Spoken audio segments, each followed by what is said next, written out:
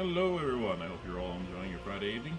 So, bad news. I was trying to get the other horror game up and running, and it just didn't seem to want to work with my computer and with OBS. So, tonight we're back to just more Warhammer 40k.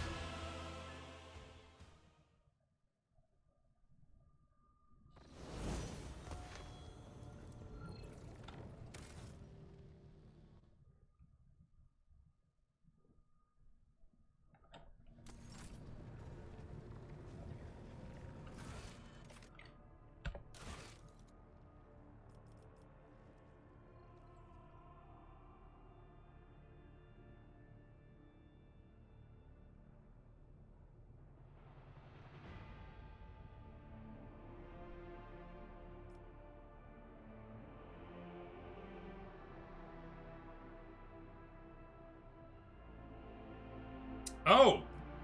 Oh joy!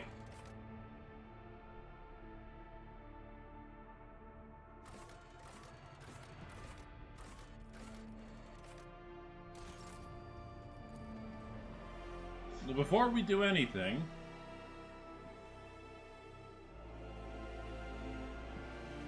I needed water. Oh, okay.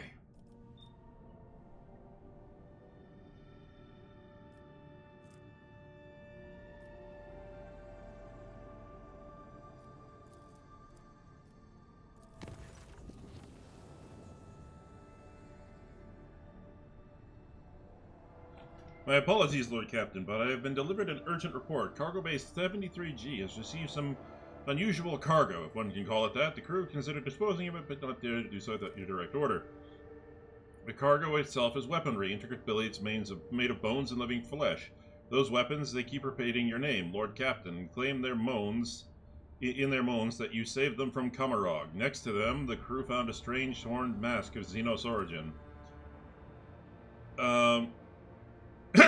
Was there a Xenos in flashy clothes speaking in rhymes by any chance? No, your lordship. I doubt that such a conspicuous character could have slipped on by unnoticed. I will inform you if the crew reports seeing anyone like that.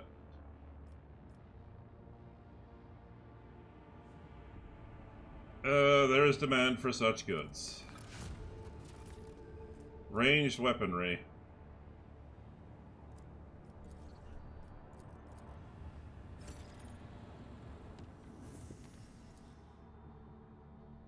Yes. Yes.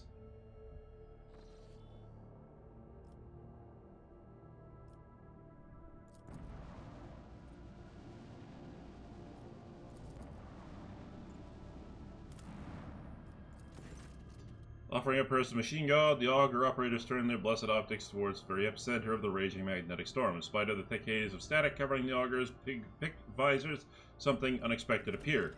The auger crew has detected signs of life under the planet's surface. There in the caves is a man-made complex. According to the ship's archives, this world is uninhabitable and devoid of useful resources. The presence of someone's base seems intriguing. Damn right we're sending a team to explore. The enforcers disembarked next to the suspicious cave. The entrance to the cave turned out to be blocked by a massive plasteel door, one pierced by a melta charge, then shoddily patched up. Within, an ambush awaited your team. Attackers with emaciated bodies pounced from the darkness without warning. The enforcers of the Von Valencia's dynasty reacted with lightning speed. They walked away from the vicious battle, not only victorious, but having captured the enemy commander. While a shuttle brought the prisoner aboard the Lord Captain's void ship, scouts searched the base and found a vast hall, the walls of which were dotted with cryo vaults. All but one were disabled, and All but one were disabled and contained the remains of some prominent people, judging by the clues. The last cryo vault was open and stood empty.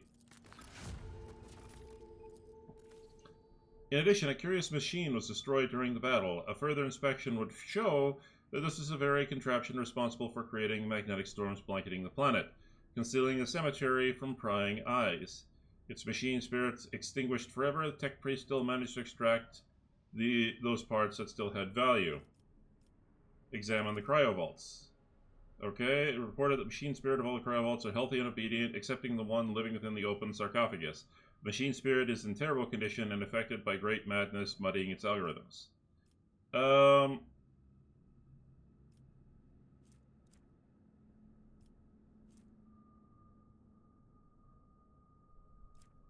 Order Cabela to interrogate the prisoner.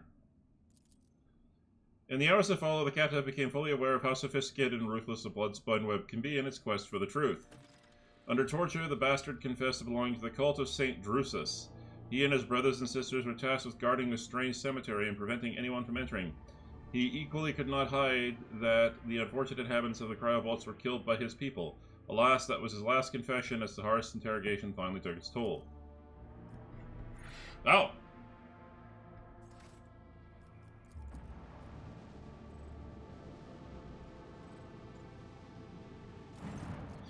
All the usual noise on the bridge ceases when a shadow of a gigantic warship seemingly appears out of nowhere. Sails past the stained glass windows. It seems forlorn. Its hull is tarnished. The lumens are dead, and the windows are broken and shrouded. The auger crews can't recognize the signature of its silent engines. They only manage to shed some light on the decrepit hull and make out the faded name across the cruiser, the Queen's Lament. The Vox Master's report breaks the somber silence. The bridge has just received a Voxcast from the dead ship. Okay, accept the signal. Vigdis conducts a full Vox system check and reports that the communications are in order, even though only eerie, unnatural sounds can be heard through the Vox. Worried murmurs sweep across the bridge. The officers are certain that this is the void ship of the old ghost stories. The Queen's Lament has appeared countless times in all corners of the Imperium. Like a ghost, it manifested out of nowhere and just mysteriously vanished into dark space, taking with... Oh, this is a Event Horizon. I think this is Event Horizon. The Queen's Lament. The rogue trader has heard the name before. This void ship was destroyed by Xenos in one of the violent battles for the Expanse over 3 millennia ago. They say its captain was a devout and vengeful man.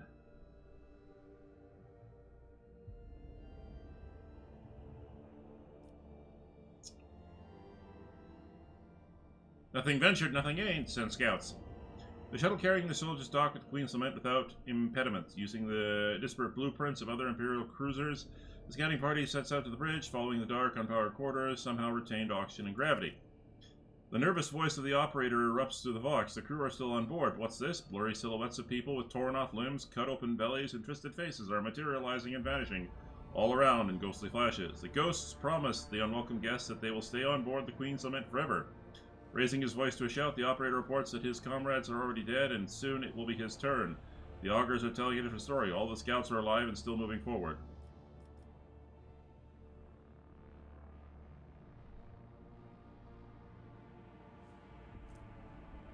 Order the operator to pull himself together. Logic. Calm this old Jen. He's probably scared by the strange visions and lost sight of his comrades. An anxious prayer to the Emperor is whispered over the Vox. For a moment, the operator falls silent and suddenly returns, mumbling excuses about his imagination playing tricks on him.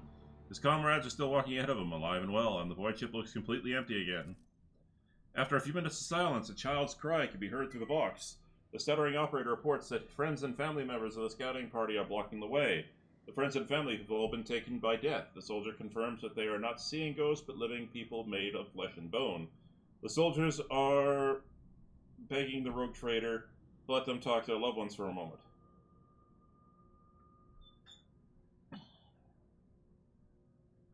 Remind this, yeah, oh god. Order the squad to proceed under threat of tribunal. The scouting partner is destroyed and mumbling is replaced with a firm shout of, "Yes, Lord Captain." The operator reports that the deceased are retreating into the darkness. Their empty eye sockets light up with blue malicious flames.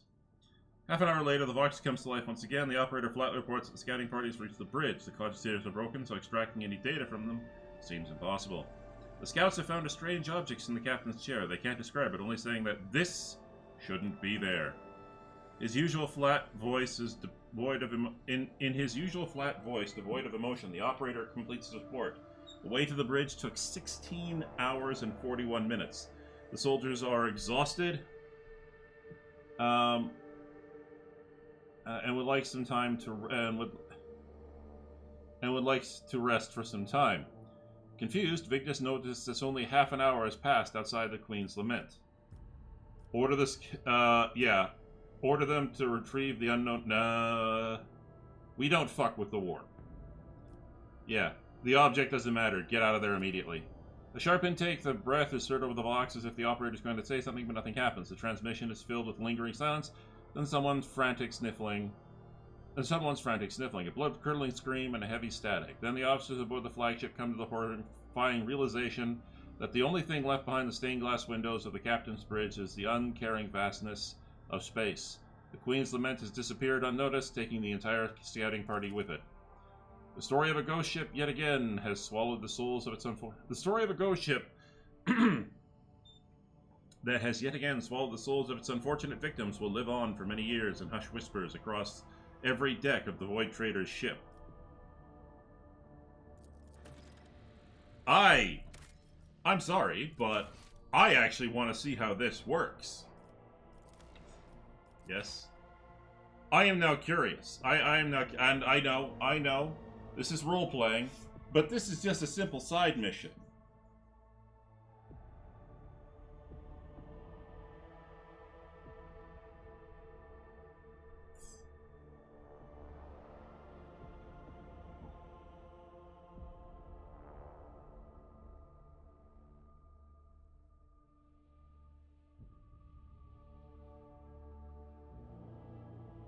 Yes.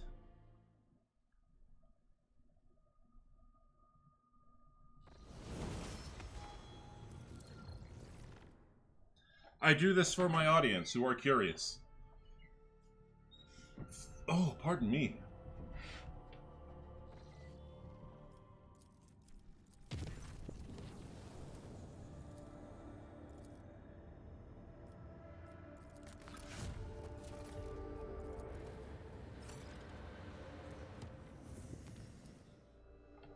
For profit factor gain. Excellent.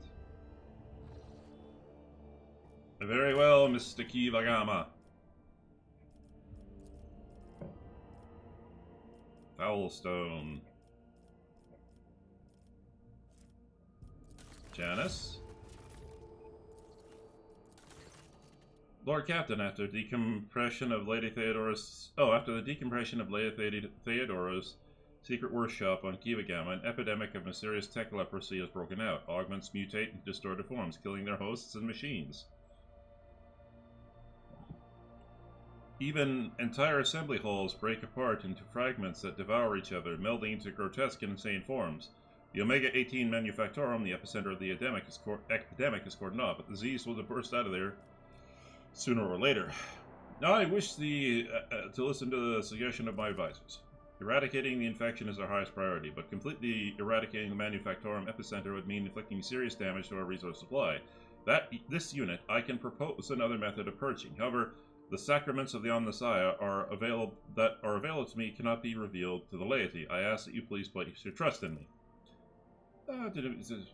Maybe of interest of a specialist who may or may not agree that all knowledge belongs solely to cogs. What appears to be a plague could hold amazing possibilities. If we could isolate the Manufactorum and let these inquisitive minds inside, they would happily compensate us for the loss of production capability. I've suppressed 18 different epidemics aboard the flagship, and our officers have experience in setting up quarantines. We will send them to Kivagama to lead the Tech Purgator squads. They will not return from the epicenter until the infection is eradicated and the preventative exclusion zone is taken down. Even the metal dies one day, Even the metal dies one day, scarred by corrosion. To combat those who have stripped flesh and replaced it with machinery, the Bloodspun Web has procured a remedy, an acidic compound that burns through steel. We stand ready to help to burn out this tech leprosy.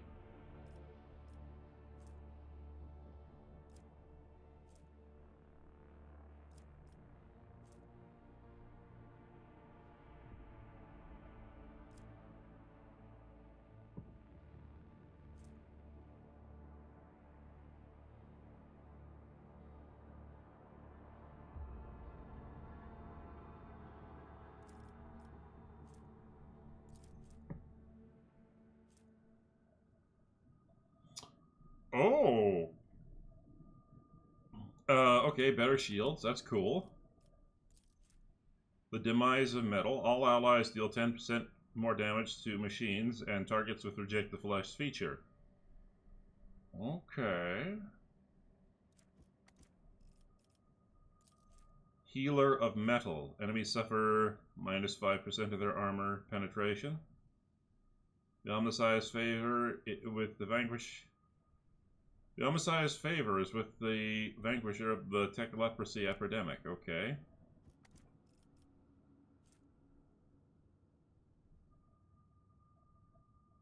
Oh, that's my option. Okay.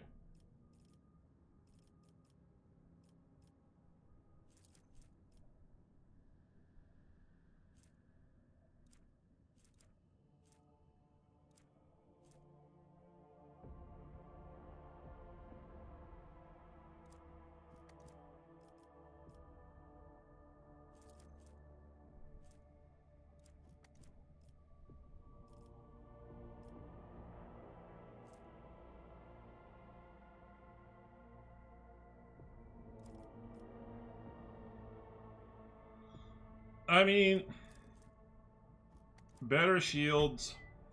Better shields is one thing.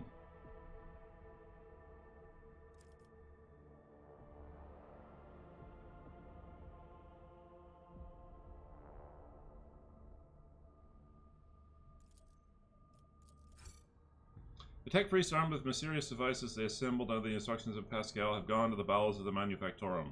What happened there is unknown. Reports speak of a blue and green flash that illuminated the Manufactorum, and the epidemic subsided overnight. The distorted mechanisms have been honorably melted down, and so are the bodies of the dead. Tech priests who carried the machine of Magos Hanuman, as well as the burnt remnants of the machine itself. Magos Pascal refused to comment on his chosen method of purging, calling it a revolution of the Omnissiah that he himself could not comprehend before it left him. Many of the tech priests who once maintained the Manufactorum were left without a function and transferred to serve aboard the Rogue Trader ship. Perfection. Ooh, Inferno.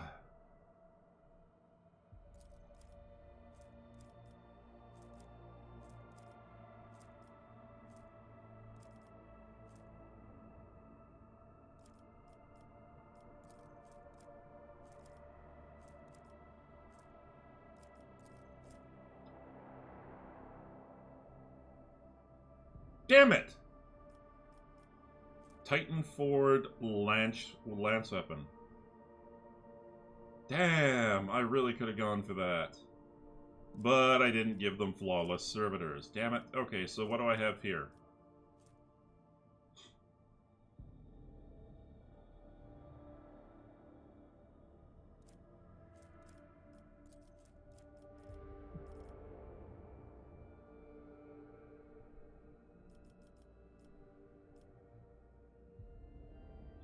I need more mechanisms.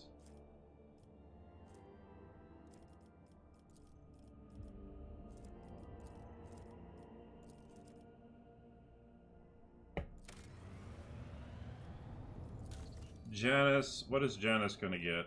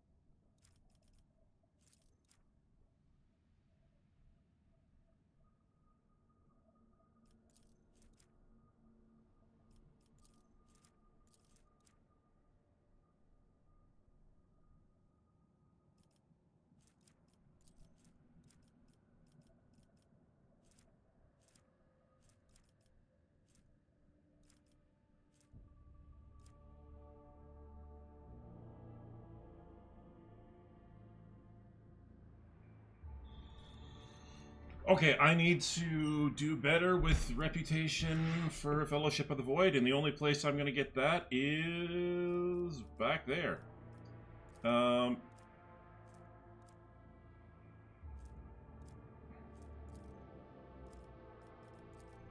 Okay, so okay. Okay. Foulstone needs some good stuff.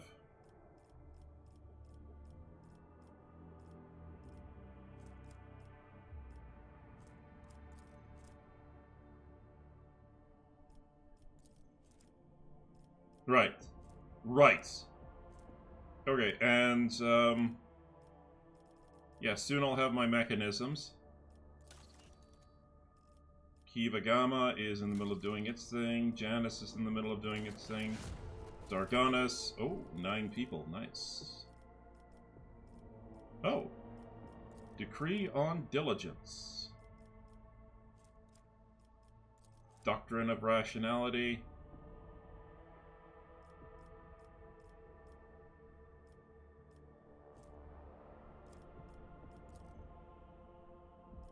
I need more weapons. Oh, more Captain the Astropathic Choir. He's from the Undergrounds. Sorry, something from the underground. Soon after new sectors of deep tunnels had been put into operation, it was overrun by monsters. They lurk in the darkness, swarm in the shadows, attack quietly, and leave nothing in their way, consuming flesh, plasteel, and rockcrete. The cheering of 1,000 claws heralds their approach, and desperate cries can be heard in the sounds of the tunnels. Praise be to the Golden Throne, these creatures do not seem to be interested in getting to the surface. However, they have seized several active mines in doing so. Emperor only knows what. And are doing Emperor only knows what. What think my advisors? The threat is unknown. Establishing the nature of the threat is top priority. Collateral losses are insignificant. Requesting authorization to coordinate an offensive operation to be carried out by penal battalions in order to determine the nature of the attack. We have to block off this threat and protect the people. To do this, we must blow up the tunnels, but to make sure that the plan works, it has to be done in zones currently occupied by this unknown enemy. I'm sure a dozen of brave men can be found in the colony, ones willing to accept the grace of martyrdom and descend into the darkness with explosives.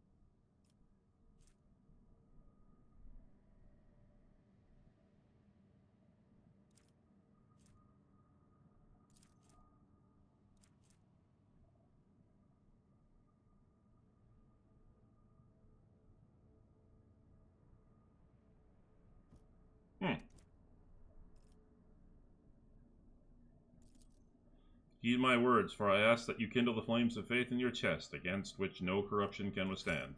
Making the sign of the Aquila with their hands, a dozen martyrs wearing explosive vests have descended into the darkness. Their belief carried them towards their gracious death in his name. A series of tremors shook the mines, and the monstrous roars crumbling earth filled the monstrous roars of crumbling earth filled the empty tunnels. Clouds of toxic smoke have erupted from the depths of the mines. The blockage of stone and dirt has separated people from these terrible invaders, whoever they were. Profit factor +4.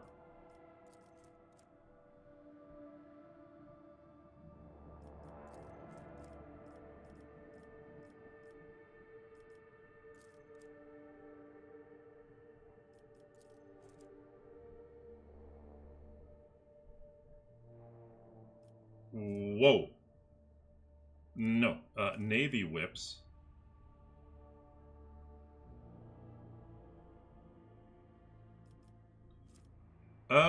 Yes. Yes. Done.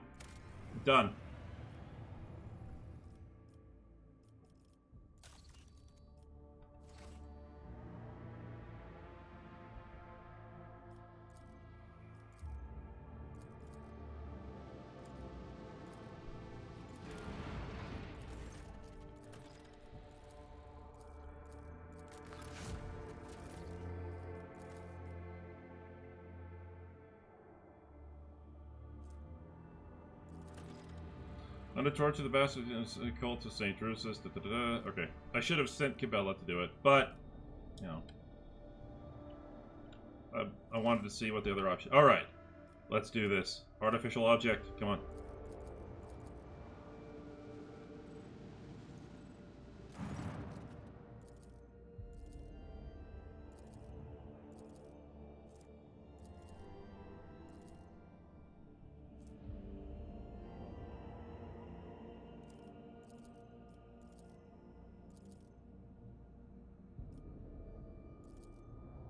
The Lock's cast stops abruptly, and a few minutes later, a scouting party shuttle leaves the Queen's Lament. The void ship itself dissolves into the darkness of space. Shuttle arrives, carrying a single passenger, the operator clutching a strange parcel. The young man's hair has turned white after the time spent on the cursed vessel, and he has lost the ability to speak. His story and rumors of what happened to the other scouts will live on for many years in hushed whispers. Okay. Visions in the dark. So what did I get?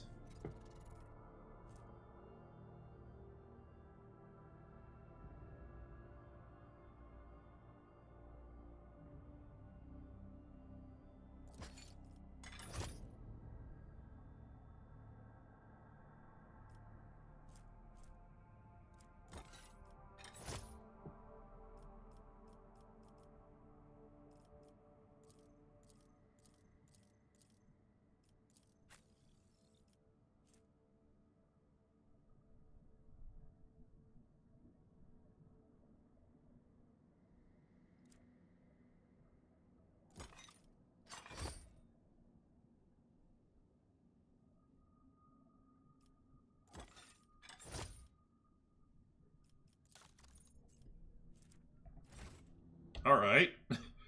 Now I really want to see what happens if we let them rest.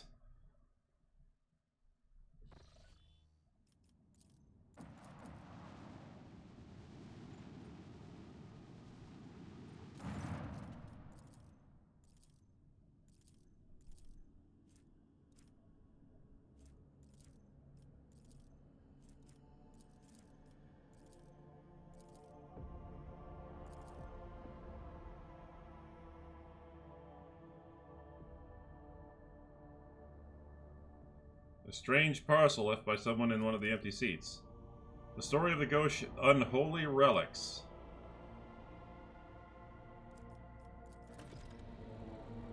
Alright, so...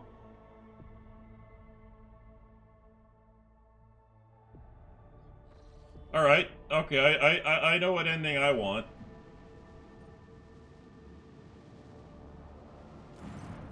Accept the signal, continue, send scouts, calm the soldier down, order the squad proceed, Order the squad to withdraw the object, retrieve the unknown object and withdraw immediately. The Vox cast stops abruptly, and a few minutes later, the scouting party shuttle leaves the Queen's Lament. The void ship itself dissolves into the darkness of space. The shuttle arrives carrying a single passenger, the operator, clutching a strange parcel. The young man's hair has turned white after his time spent on the cursed vessel, and he has lost the ability to speak. His story and rumors of what happened to the other scouts will live on for many years in the hushed whispers across every deck of the Void Trader's ship. Oh, so I didn't get any... Okay, so hang on. No, I did. I got it. The Unholy Relic. Okay.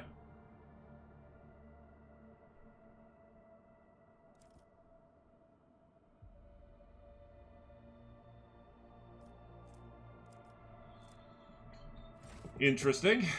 Well, that's one rumor taken care of.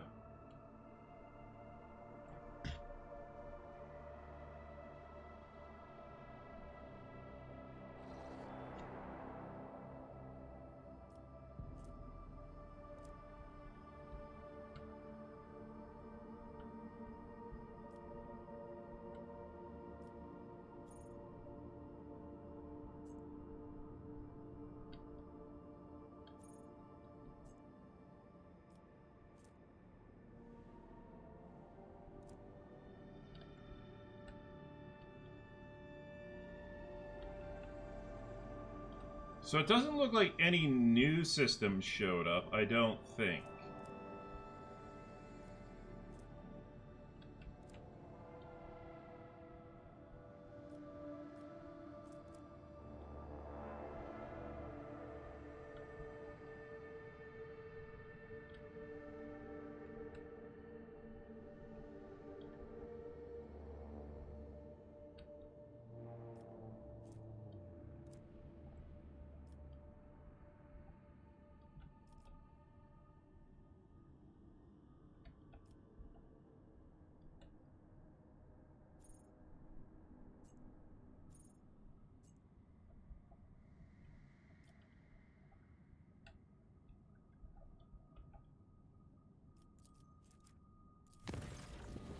Bring information about the Xeno device you discovered during your time away. Ever since your return, the tech priests have been making effort to comprehend the nature of this mysterious technology, and they have succeeded to an extent. After many rituals to please the machine god, they awakened the Xeno artifact, but for a moment it produced a holographic copy of a planet and coordinates that match the location in Langren's belt. Perhaps you wish to see it with your own eyes what this destination holds. Aye. Permission to report, Lord Captain. Sarbuck's voice is resonant. Mistress Cabela has been apprehended by enforcers at the scene of a crime. Eyewitnesses saw her assault and kill the esteemed Chirurgeon Majoris. She confessed to the murder. The penalty for murdering a senior officer is death. However, given Mistress Cabela's honorable service and her special status, I dare not proceed without your permission. She's incarcerated and waiting your judgment. Let me know when you are ready to hear her case.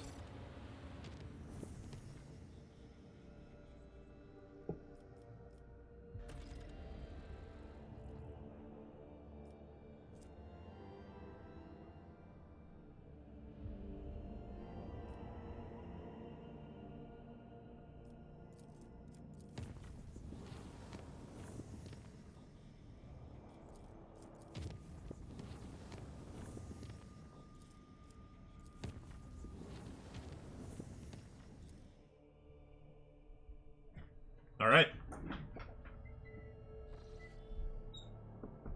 The Ice World. Ooh, I need more adamantine. Phlogiston, I've got. Promethium. Okay, unforeseen event. I've got to keep an eye out.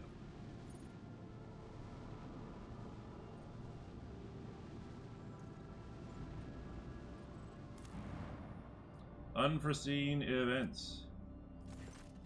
According to the ancient chronicles and maps handed to you by the Pilgrim, this icy planet used to be a prosperous imperial colony. However, a sharp change in its trajectory, brought upon by the warp anomaly raging in its system, caused the world to distance itself from the local... Oh! Yes. Yes. I have to go... Right. Okay.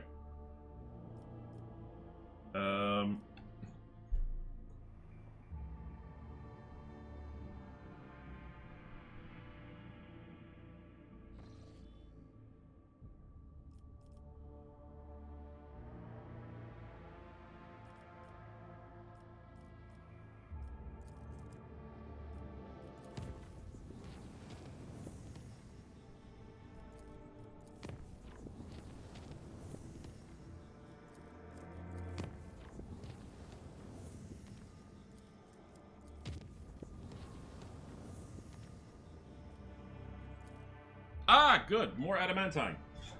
Excellent. Uh-oh. Lord Captain, the ne'er-do-wells from the Augur crew are reporting we've reached the Nola Septum system, where a Promethium refining hive, Sentinel's prize. Look, what the... Then my mother over the golden throne. Okay. Transmission ends abruptly and resumes with a loud click several moments later. Emperor preserve us, Lord Captain. The entire system is darker than the inside of a Crox's Arth. The local star, it's kind of gone. What nonsense. Stars do not vanish from the sky without a trace, but unless my eyes are deceiving me, Lord Captain, Santil's pride is an object of strategic importance to the Korda dynasty. It alone covers the Promethean needs of their entire protectorate. It's not difficult to figure out what happened here. The damn Xenos had their work cut out for them, but by the throne, they succeeded. This does not mean we can leave important strategic asset for them to plunder. I suggest we do house Korda a favor and salvage the remains of their Prometheum. Another system is missing its star. You hear a quiver of... Another system is missing its star. You hear a quiver of outrage in Heinrich's voice, followed by a deep exhale. We need to see if there are Xenos on that frozen world, and, should our suspicions be confirmed, exterminate them. If you disagree, let me remind you that the protectorate of one of the rogue traders of the Cronus Expanse has lost several billion of its subjects. Can you be certain the same won't happen on Dargonis or another of your worlds? Forgive me, Shireen, but I refuse to believe among the billions of Korda's subjects there wasn't at least a handful of desperate souls still trusting in the Exalted One's providence clinging to life. Oh. Forgive me, Shireen, but I refuse to believe that among the billions of Korda's subjects there wasn't at least a handful of desperate souls still trusting in the Exalted One's providence clinging to life.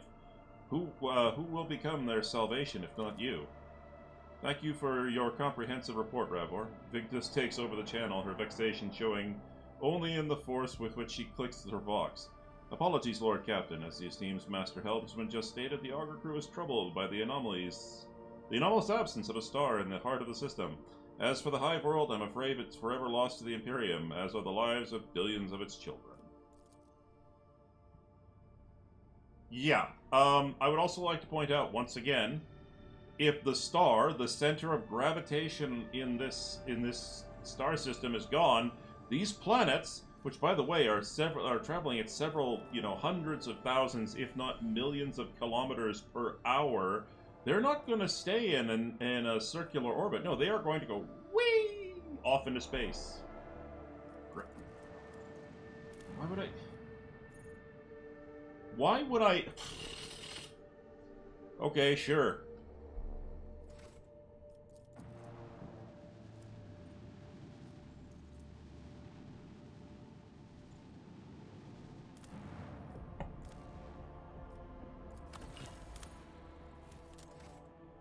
I always need more adamantine.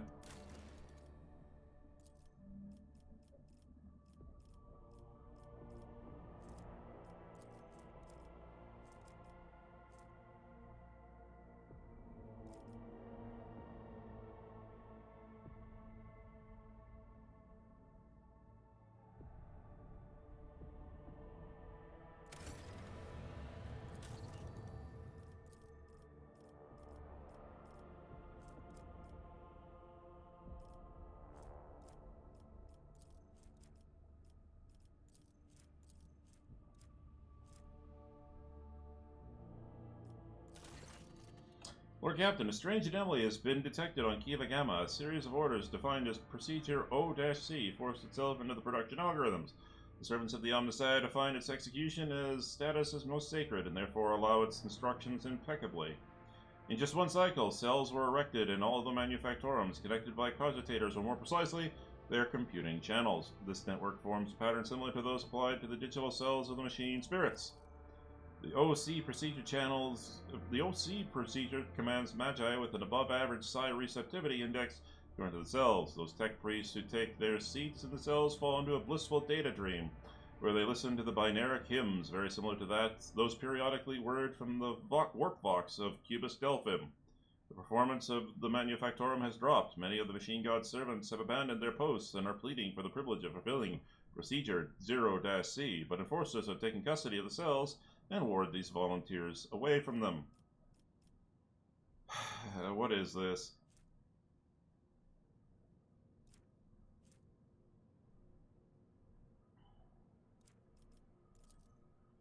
These things need to be filled with high psi sensitivity tech priests? Sure, but why use our servants? Look on remote stations and outposts for those who are banished as unfit, and you will find 3 times as many more suitable candidates than in the Manufactorum. Psi receptivity rarely goes hand in hand with high rationality, as such tech priests often end their careers in the wilderness. Are they singing? It is surprising that your race was able to achieve such harmonious form of interaction with man-made tools. My kinsmen also use psi acoustic harmonics to guide our creations.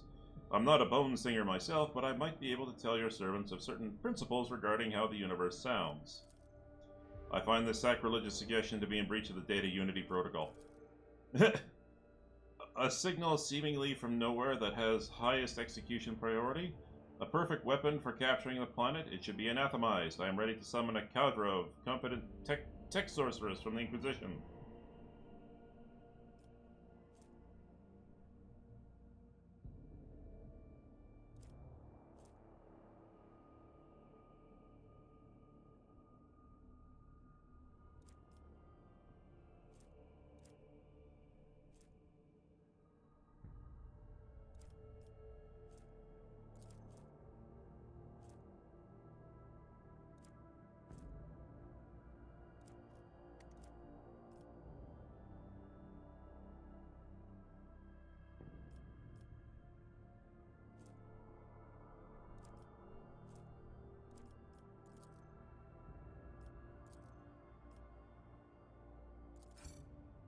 Your servants have started their interrogation, seeking to determine the nature and purpose of the mysterious procedure.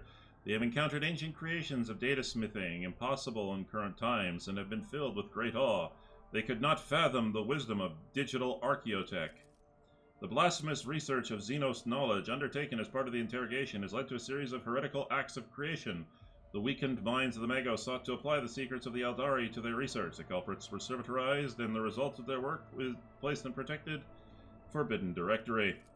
Okay.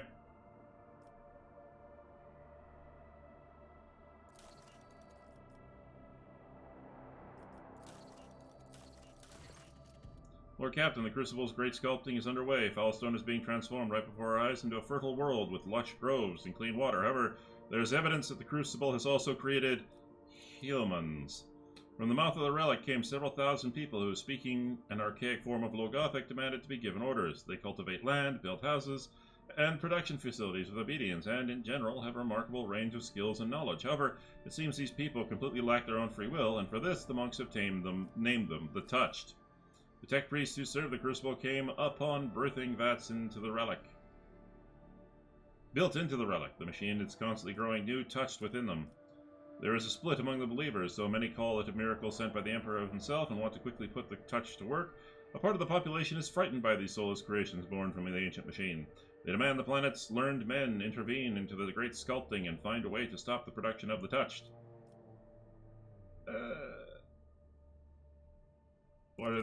They were born by the relic of Saint Cognatus, which means they please the Emperor. We have to remind people of it. Arrange a public ceremony of tonsure to initiate the touched into the Order of the Hammer, and service dedicated to reading parables, about the act of Saint Cognatus and his followers. Why don't you make the first move and assemble a mighty force from these touched ones? If they are so obedient and diligent, then we'll make them fine troops. Assign a loyal commander to each squad to keep an eye on them. These strange people will turn from a threat to the mighty defenders of I like that idea. Lack of will, registering a high probability of manufacturing failure within the Crucible's sacred processes. It is recommended to dispose of the finished batch of units and halt production of new ones. The algorithm of great sculpting requires further examinations.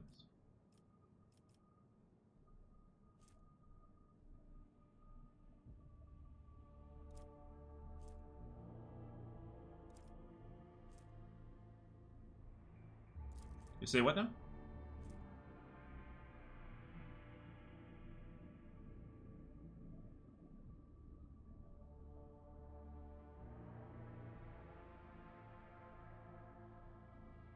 And no thanks.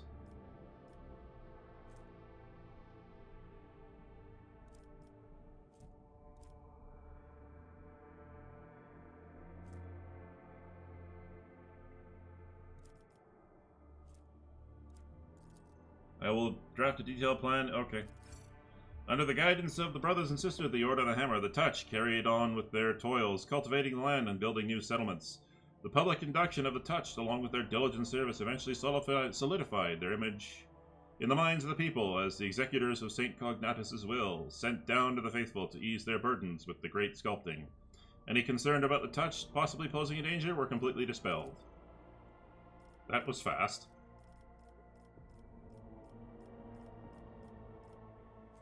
Reliquary. Ooh. Ooh. Oh, and I have 5 adamantine. I have just enough for it. Okay. What is Sacred Comet? Holy Defenders? Praising the Masses. No! Wait, where was Praising the Masses?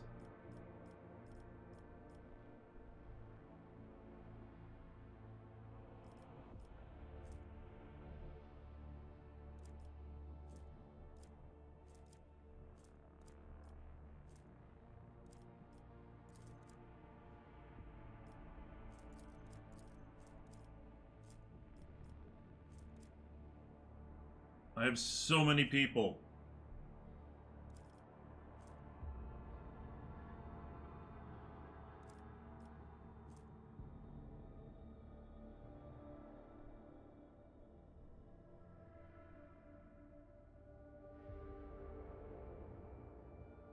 Base armor property, plus 11 defection.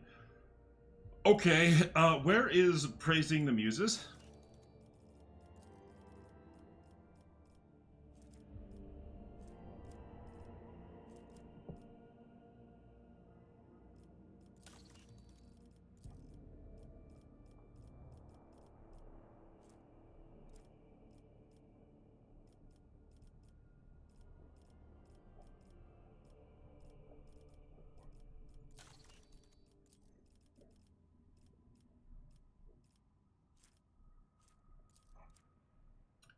done!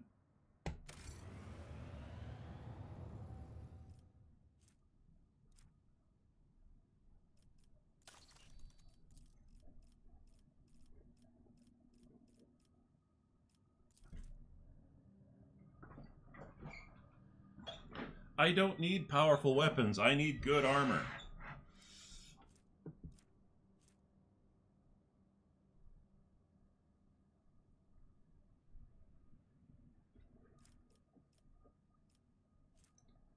I don't have enough plasteel. Holy crap! I need more plasteel.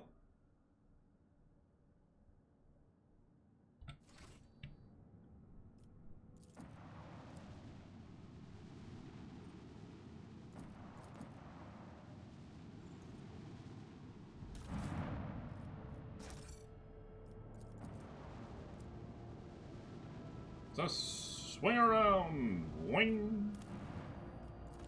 Begin the scan. New information has arrived, Lord Captain. We managed to detect residual heat signatures on one of the continents of Santil's Pride, but there's no clear indication of the origin. The crew is waiting for further instructions and praying for the souls of the deceased with extraordinary zeal.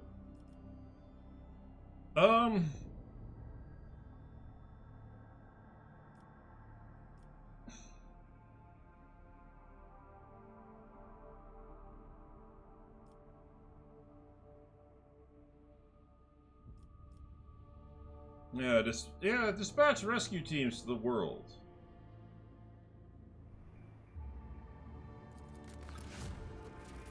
I got people. The order is clear. The rescue shuttles have been dispatched. It suggests the suggested evacuation points, likely location hidden in the bunkers. Is there anything else you desire?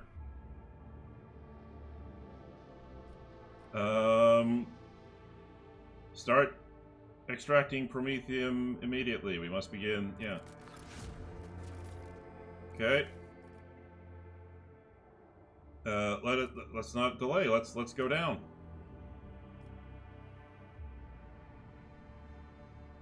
The helmsman's sour voice fills the channel again. If you're so eager to freeze your steamed arse off, Lord Captain, who are we to object?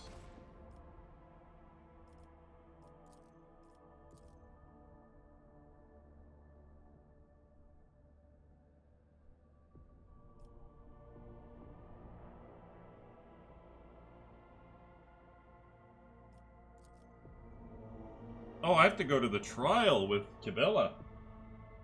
Oh, man.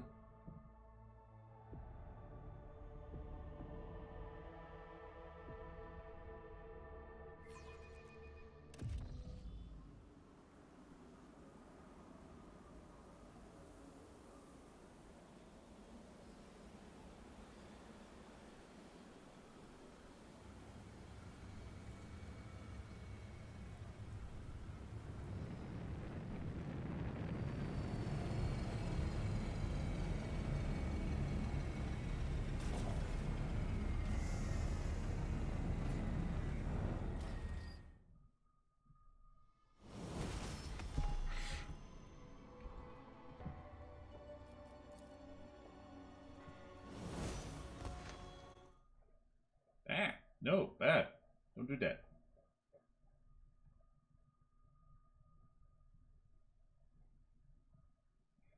Victory awaits!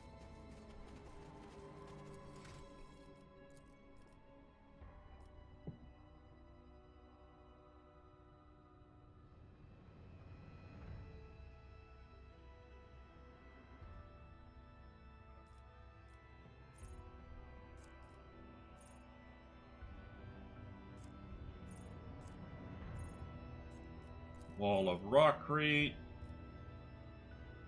And weapon skill. Done.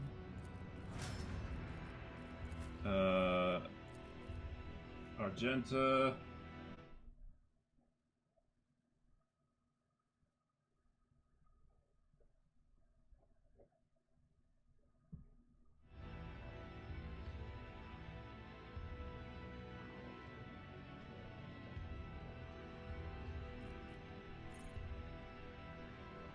Reckless Rush. And ballistic skill, obviously. We need more DACA. Always more DACA.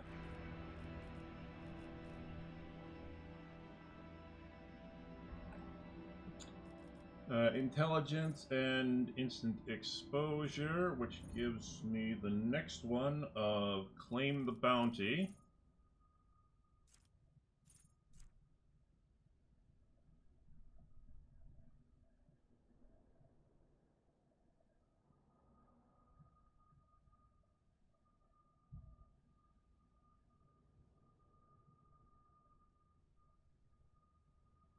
Ah, cool. And intelligence, obviously. Cassia.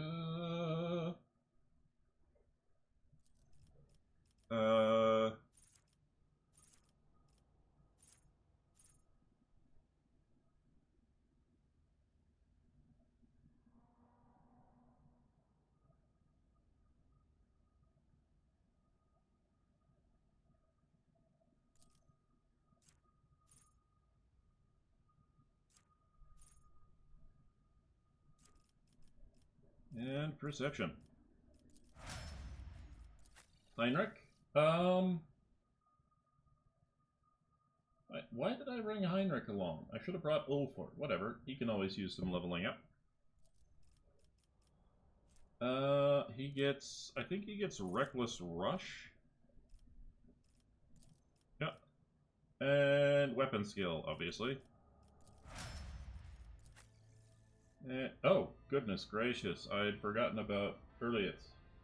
She's been sort of shunted to the side.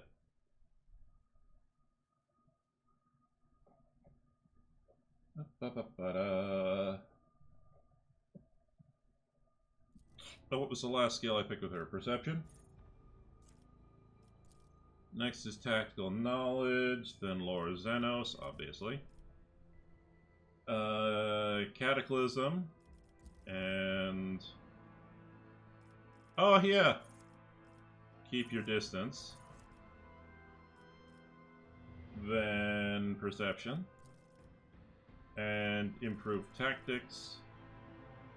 And then Dance Macabre. And more Perception. Oh.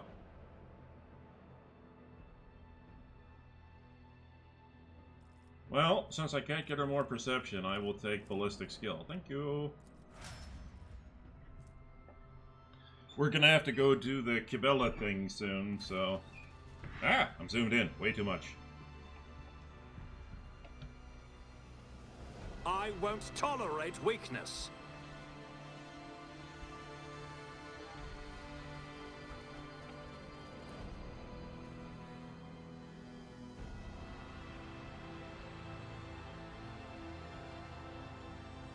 Oh, Foundation. Or not Foundation. Earliets. No. Be a good girl and go back there, please. Awareness 100%. The Emperor favors me today. Yikes.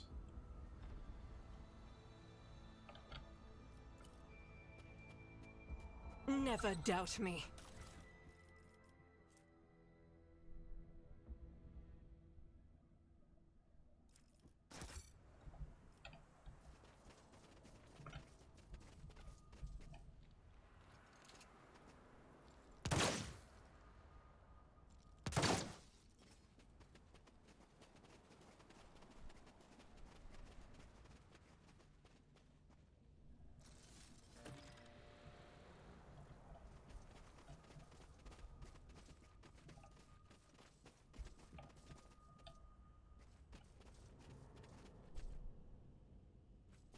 Smite the Xenos! The sound of frightened prey. Tantalizing.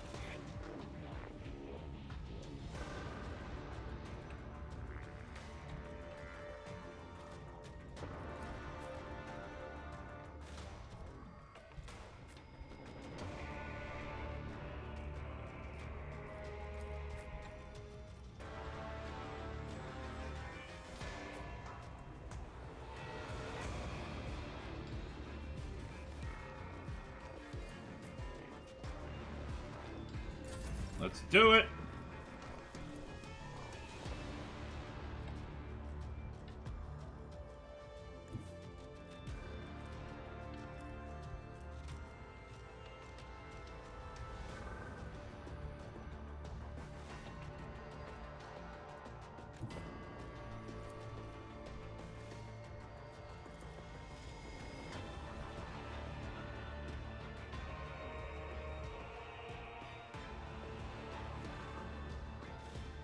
Emperor, give me strength.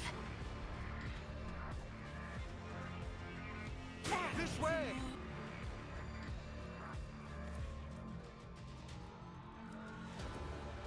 If I may.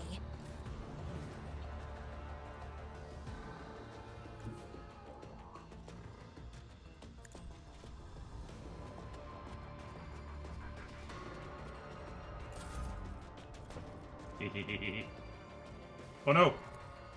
Yes, Argenta, thank you. I'm not accustomed to being ordered around.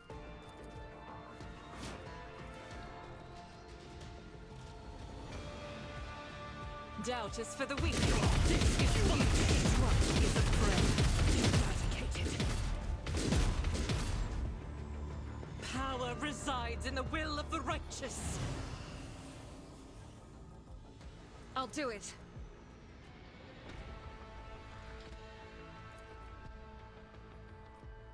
As the Emperor commands, you can escape the Emperor's judgment.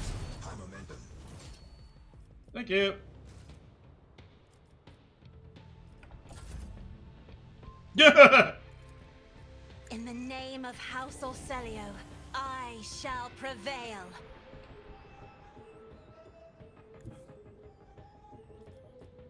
Guided by faith.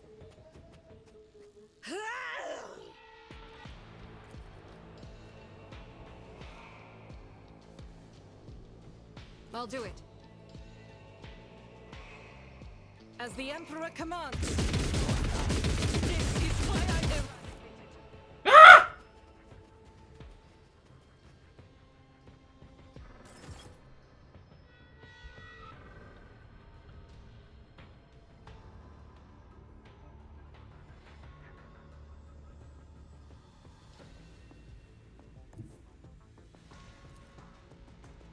The enemies of the Emperor will be undone.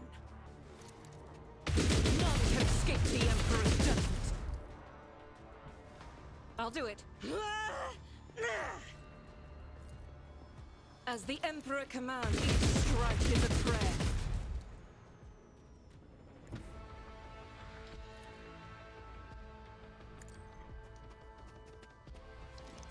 Eradicated.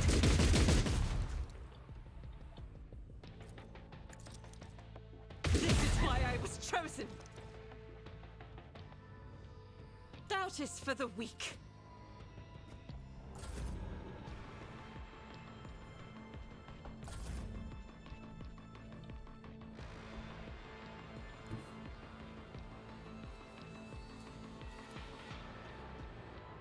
Get me a target.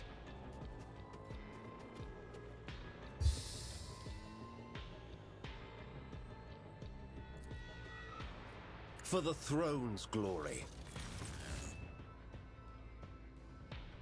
But of course, Lord Captain. You've unleashed my fury.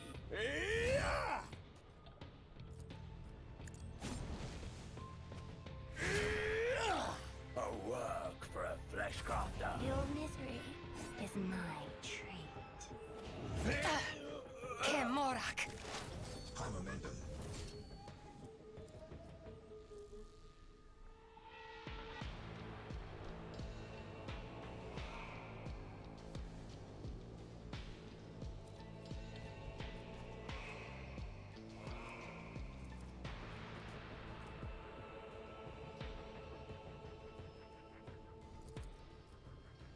Pay with your blood in the name of Kaela Mensha Kane! I am not your Xenon. Another soul slips beyond the veil. Be over.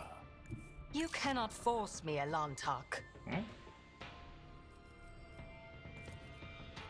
I approach the designated position.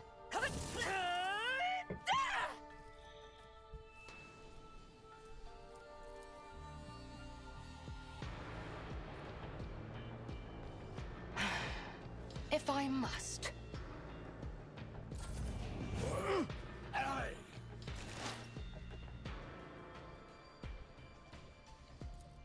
The Omnissiah knows all, comprehends all. My soul hunger beckons.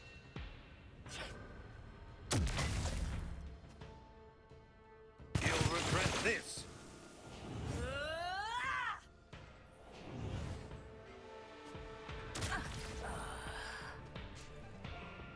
Suffering is part of the trial.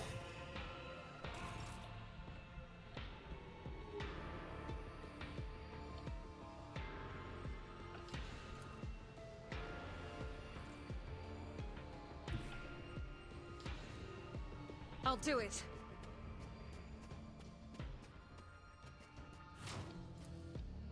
Faith without deed. As the Emperor commands.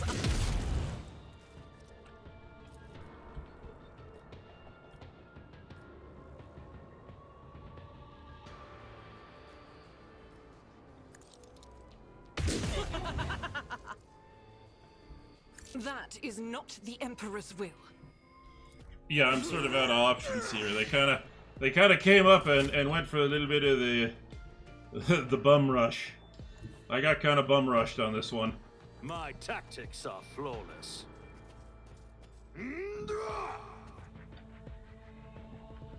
Not a problem for me. Suits my purposes.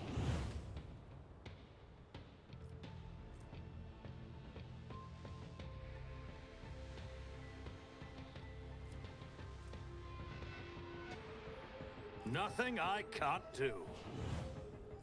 All too easy. Oh! Oh God! Feel kind of bad about that. That was You will insulting. pay for this in blood.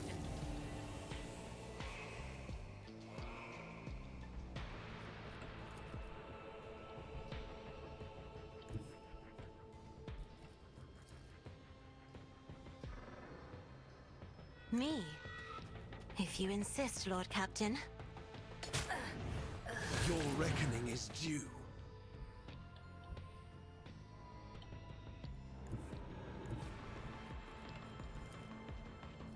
Step aside. The navigator is coming.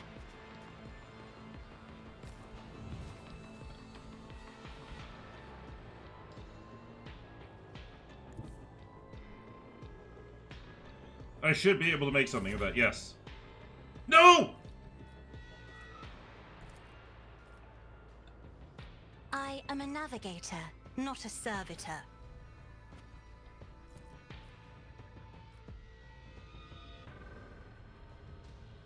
I'll do it. You know what?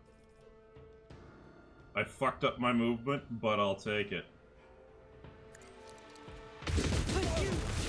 This is why none can escape the Emperor's judgment. Sexy!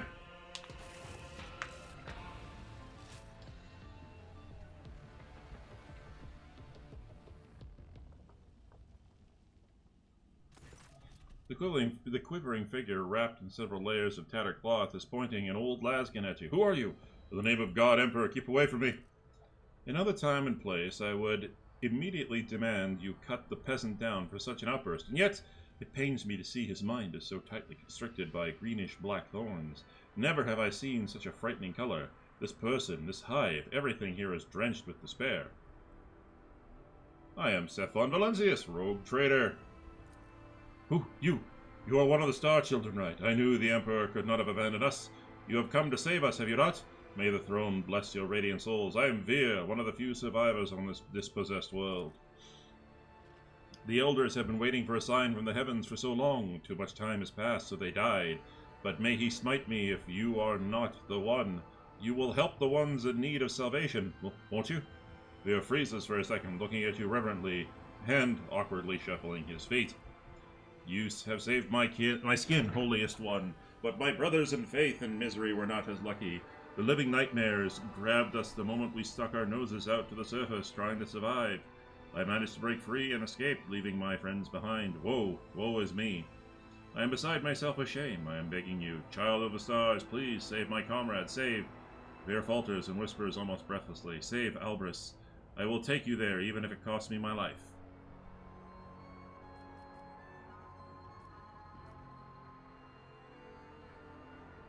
Mark the place where your companions are being held on the map. I shall find my way there on my own.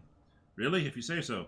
Be careful, the nightmares will be lying in wait up ahead, and I will be waiting for you nearby in case you need any help, but I beg you, please hurry, Heavenly Envoy. They could be killing Albris as we speak.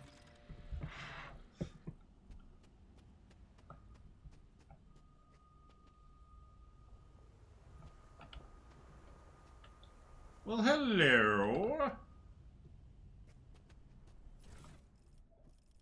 Ooh. Add to the cargo zone, thank you. I only have one person here who can use Drukhari equipment, and they do not... Ooh. Heavy Greatsword, I already have enough of those. Tormented Captive, good to go there. Cabalite Specialist. So many Xenos trophies to trade. The God Emperor silently, okay. Alright. Follow my lead!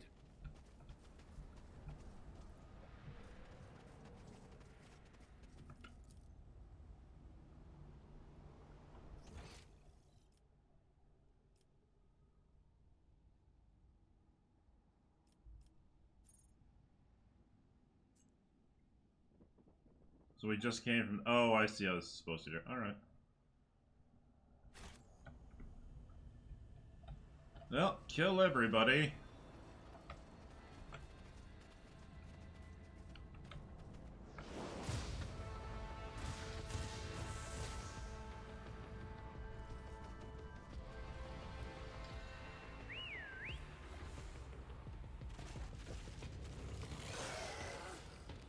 Oh, it's these asshats I'll again. wipe you from the face of the galaxy! You'll suffer exquisitely.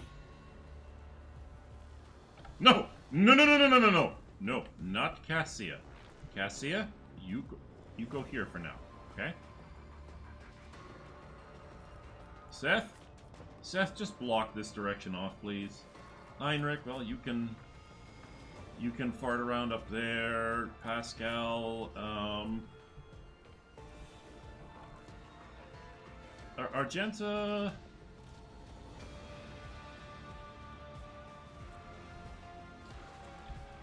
You can go with Seth. Pascal, park your butt here. And Earliot... just hold out there for a minute. Alright, Cassia.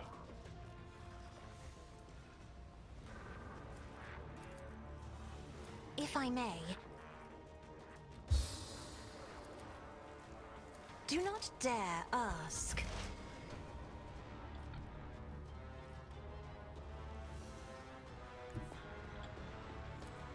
Just designate a target. Will do. I hear you moving. No more. I understand your intent.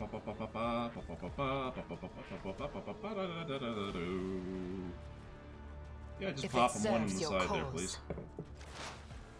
Argenta.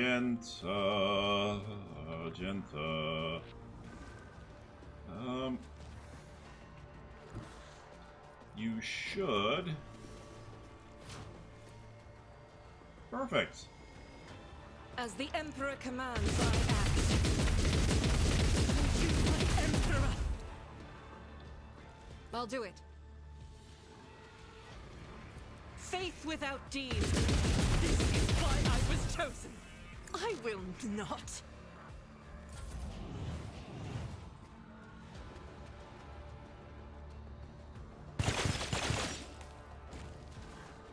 I will Their death won't be easy.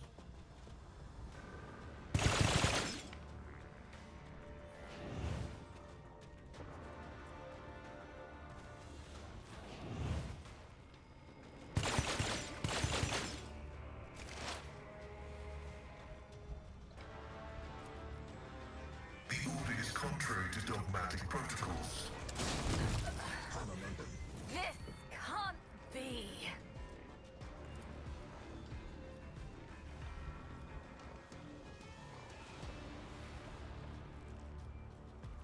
am a savant of destruction. Uh-oh.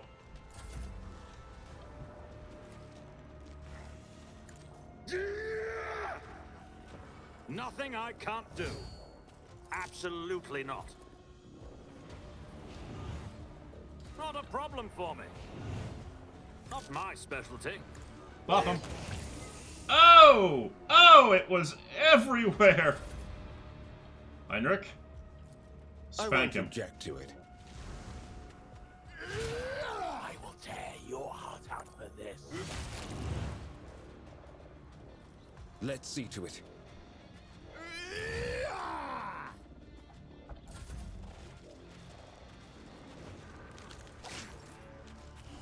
High momentum.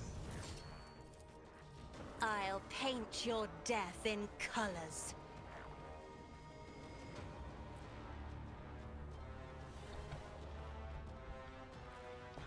As the Emperor commands, I act. Doubt is for the weak.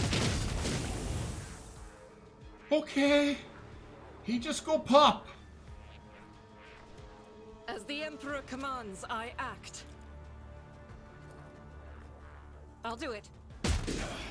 Oh yeah, that's right. She has the blessed bolter casing. She can't miss.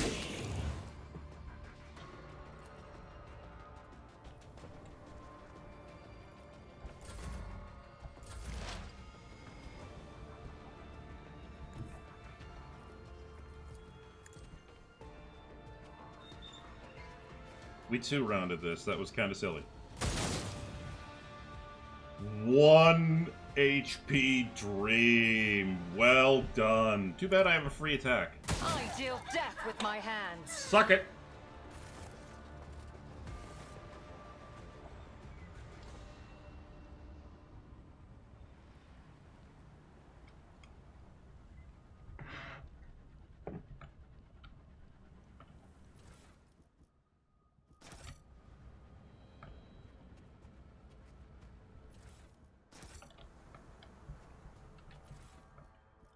Ooh, advanced medkit. Nice. Very nice. That was a Lord Xenos. Too hard for a simple monkey? Yes, it is, Elliot. I'll You lay don't claim have to to the keep lording it stars. over us.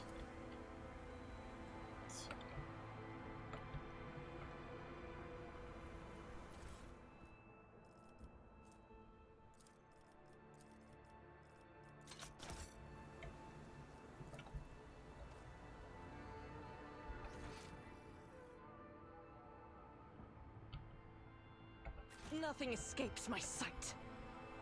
Is it a trap? Yes, it is.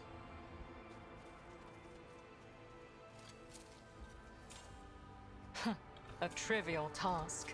A new challenge for me?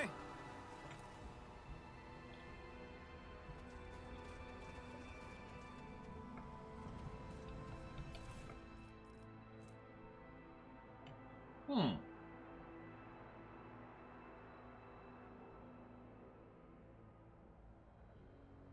Okay. Interesting.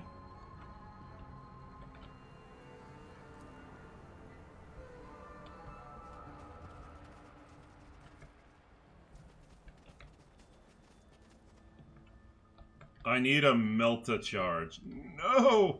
There has to be a Melta charge somewhere on this world.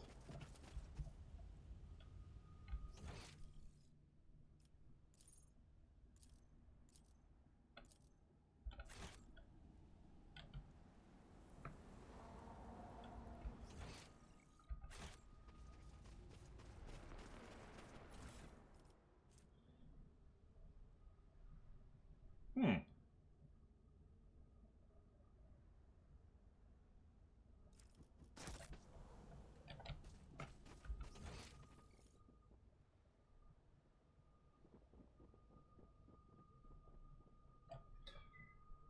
I really need to go and buy more Melta charges.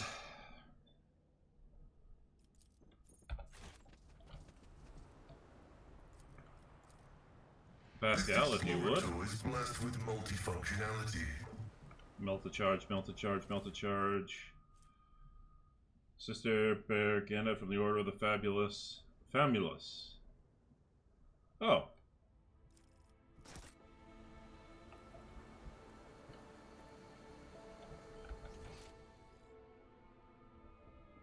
Pay Enjoy attention. your luck while you still draw breath. My warp sight reveals something.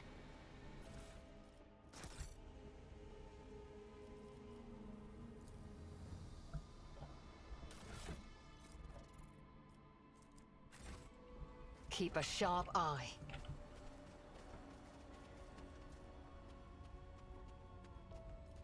Seth is okay. He's got a multi-key, a modified crack grenade. What's a modified crack grenade? Ooh. Snazzy doodle. Uh-oh. Be off to his ancestor now.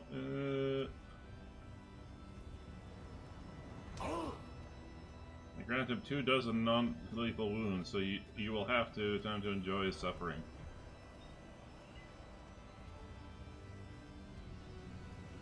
Just end it, I beg you!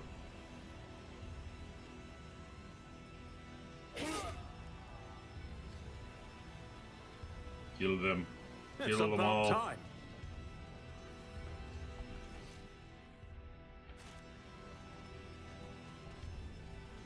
Die, inhuman scum! Crush him!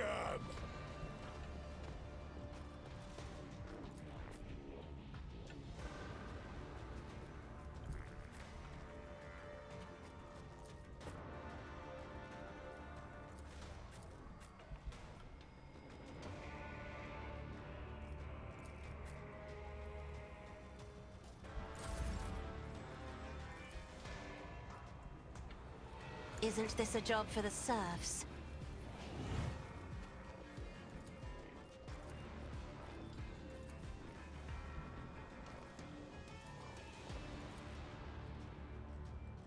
Me?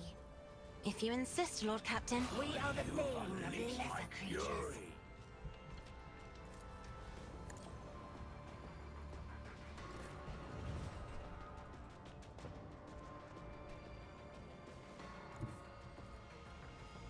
God Emperor, move through me. Be the fire in my heart. Ah! Did Argenta manage to die? She did! Oh, no, never mind. Alright.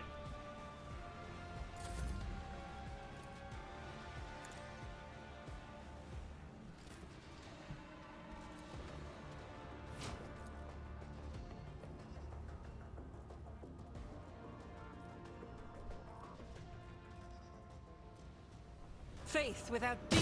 My revenge will be delectable!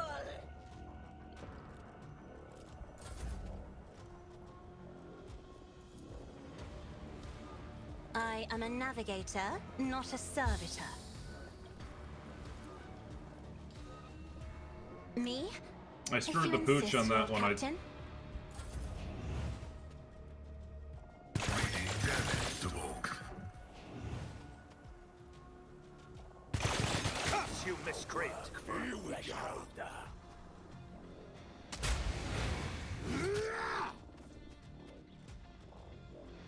You'll regret this. Are always slow.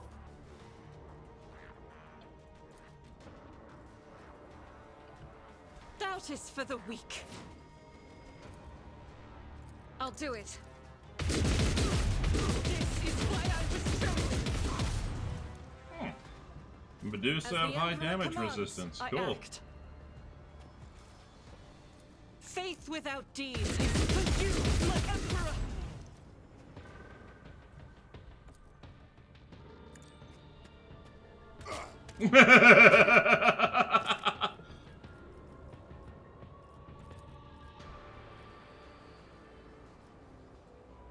As the Emperor commands, I act.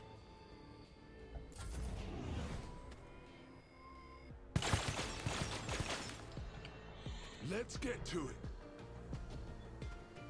Flesh is weak, yet iron knows no pain. Pain is all.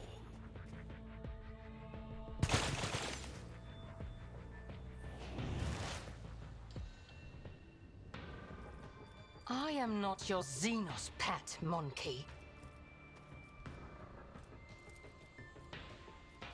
If it serves your cause.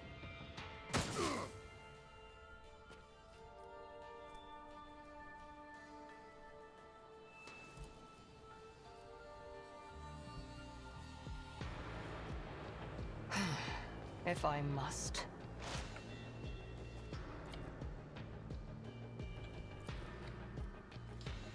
This tedium is beneath me.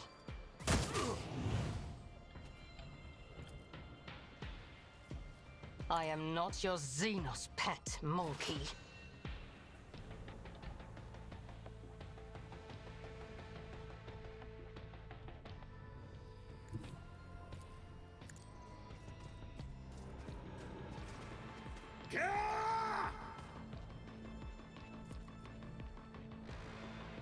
Nothing I can't do. Watch and learn. Suits my purposes. Nothing I can't do.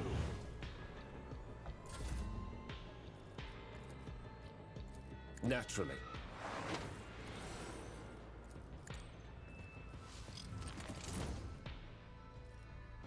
For the throne's glory.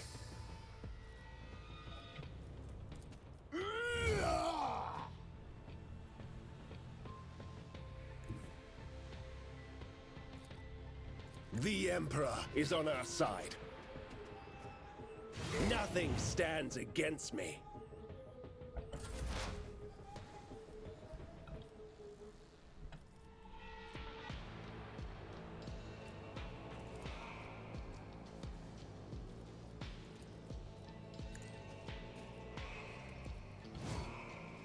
Running binaric override.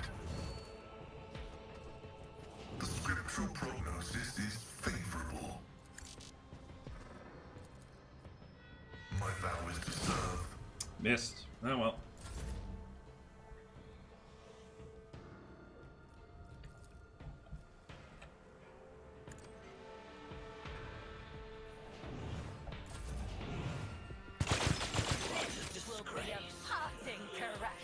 Hold on. My faith shields me. In thy light I stand, and thy light I crave. I will bathe this battlefield in righteous fury.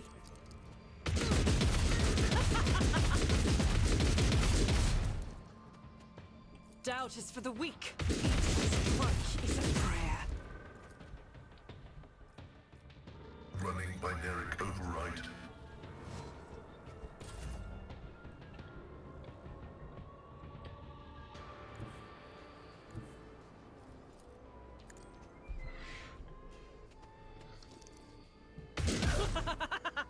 I refuse. As the Emperor commands, you, my Emperor, is unacceptable. Faith without deeds is worthless.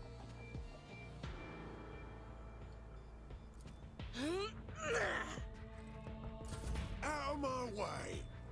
Let's get to it. Here we go. The Inquisition sends their regards.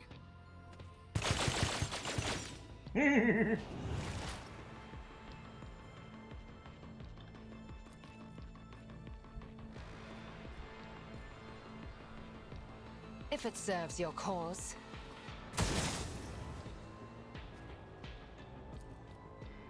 I understand your intent. If it serves your cause. All right.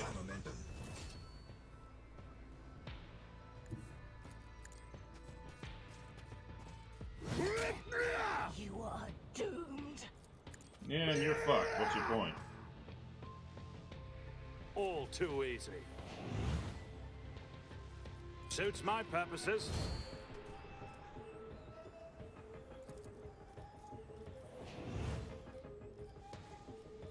I'll bring glory to my bloodline.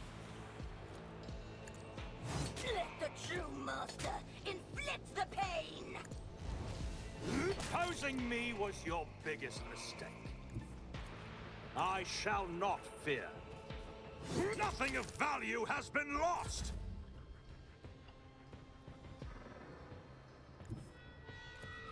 I'll put my psychic abilities to use.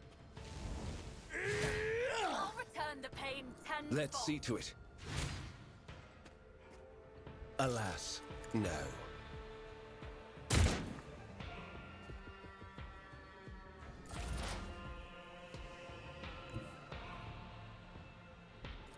As the tactical Round the corner. dictates. Give me all your shit. Or you could just miss entirely.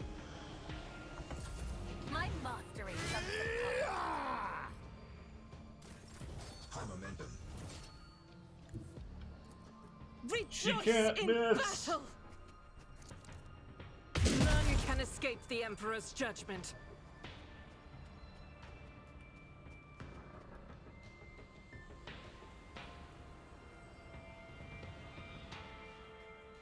What thing on whose head?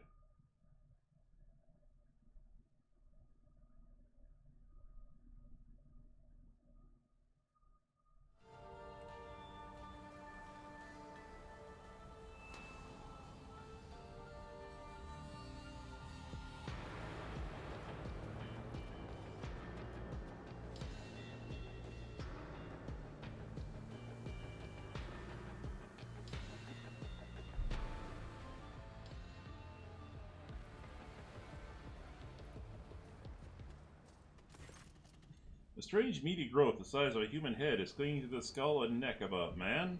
The emaciated face, at least, the part of it you can see from under the pulsating alien flesh, it bears no emotion, and the cracked lips hang slightly open. Seth, do not look! Barely a shout is the last thing you hear before darkness flows into your mind. Your vision grows dim and you have a sinking feeling in your chest, but you are still alive and you are trying to open your eyes. Dark figures dash about in the twisting shadows, cast by the fire. One of them is standing in front of you, casually tossing something from one hand to another. You slowly turn your stiff neck and dumbly stare at the stump where your right arm used to be. The figure comes closer, tosses a frozen hand onto the ground, and breaks off the tip of your nose with a little crunch. Why haven't you died with the others? Why are you still alive? Frightened, cold, hurt, and aching to flee, but these feelings are not yours. You concentrate your will to shrug off the unbidden emotions, and compulsion recedes. You once again see the man caught in the clutches of a disgusting parasite. The illusion is gone, but inexplicable anxiety still lingers in your soul like the aftermath of a particularly bad nightmare. Pascal's voice synthesizer crackles in agitation, and a needle glints on a mechadendrite. Neural overload detected. Protocol to render emergency aid activated. Examine the creature. The thing before you is a xenoparasite. The Magi biologists call a Medusa. These creatures latch onto the brain and nervous system of their victim with dozens of tendrils and consume control of the body of the host. Their nature is yet to fully be studied, but the prevailing hypothesis claims that the Medusa are capable of absorbing strong feelings and emotions from their environments, while the question of how and why are still a matter of debate. Examine the man. The parasite appears to be tightly and permanently attached to the victim's head, or so it seems. You spot a certain pattern in the location of the tendril in the host body. Making a few incisions here and there would probably allow you to separate the creature from its unfortunate bearer. Frantic with grief, the man pulls out a barely sharpened piece of rusty pipe and pleading the opposite to you. I cannot do it. I do not have the strength or the fingers, but you are blessed by him, sovereign of all the stars in the sky, so you can do it for me. Let's try it. Medicaid test succeeded. After a few well-placed cuts, the parasite's meaty body convulses, making the thin tendrils go soft. And unable to maintain their grasp, you dislodge them one after another, and soon the parasite releases its host of its own volition. The creature twitches its appendages, and its death throes and goes limp in your hands. The man's body collapses onto the snow. By the Emperor, just burn this monster already. Spare him. I'm begging you with all that's left. Spare my friend.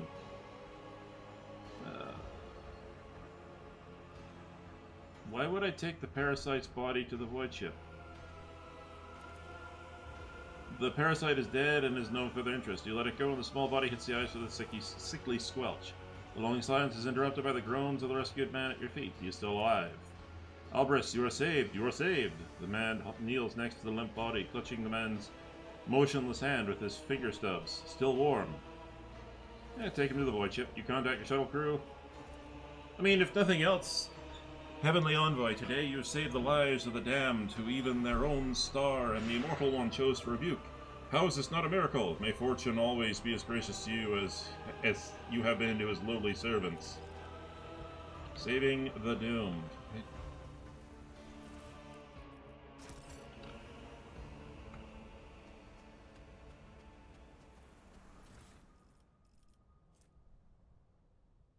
Okay, that's worthy of keeping.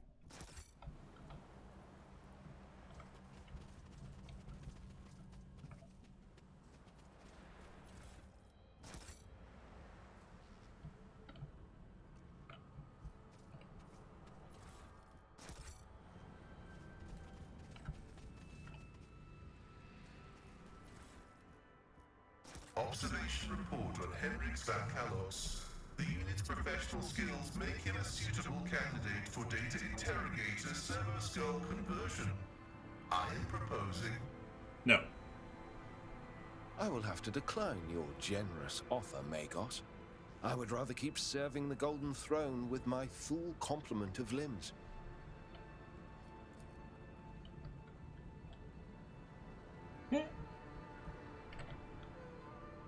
Victory awaits!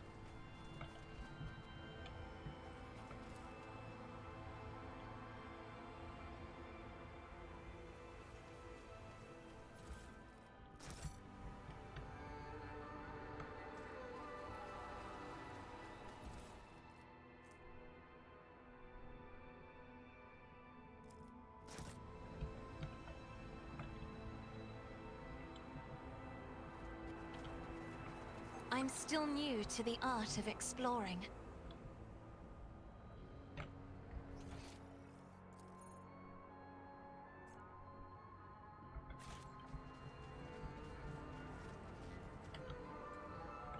I'll lay claim to the stars.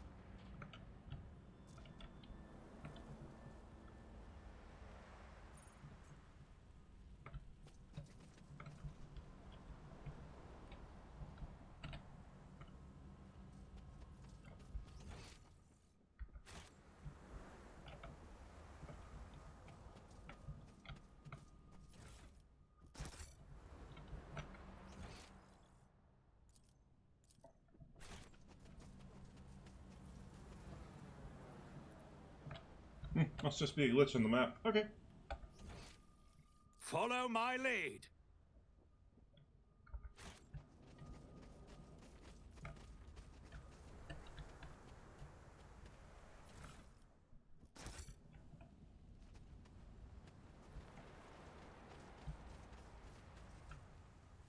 Pay attention.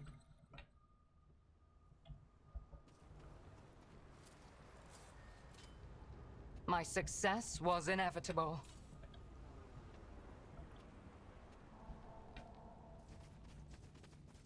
Omnissiah, give me the power to eradicate thy enemies.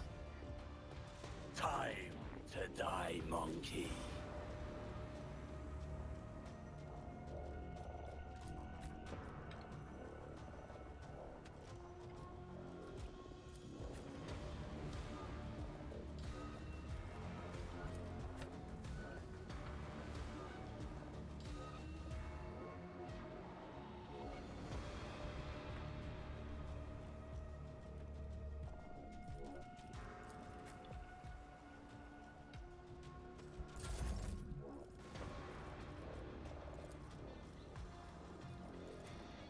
If I may?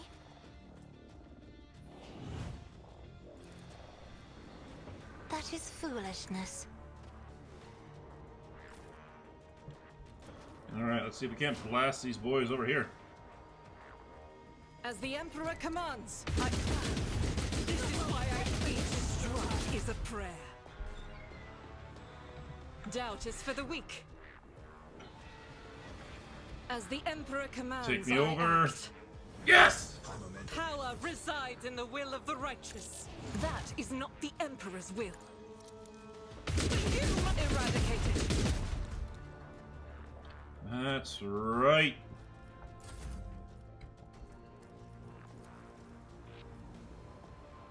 I'm not accustomed to being ordered around.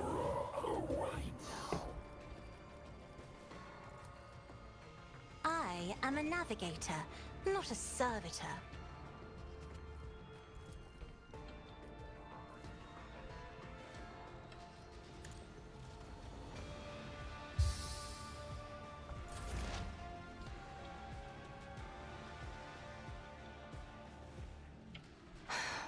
If I must.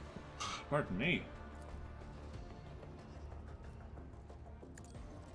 No weakness is hidden from my sight. This tedium is beneath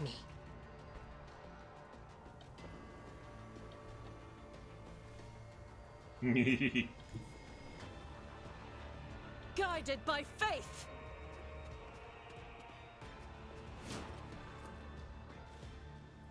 Faith without deeds is worth none can escape the Emperor's judgment.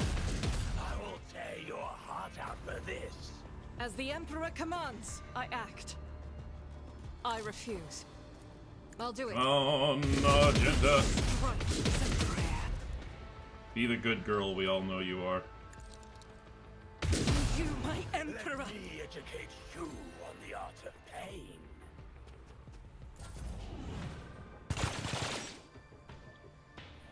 I'll make you howl.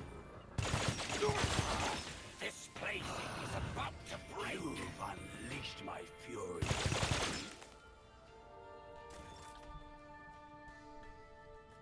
I feel the power surging. I won't object to it. Let's see to it.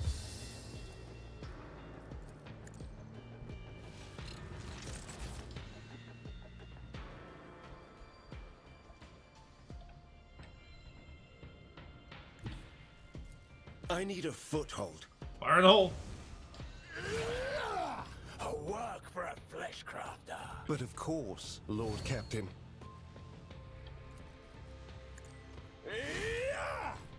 He survived with 2 HP. Suffering will sustain me.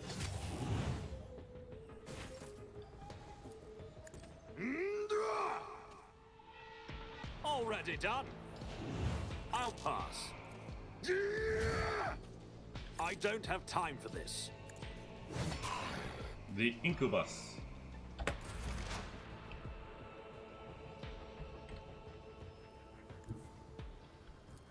Activate calculated fury algorithm.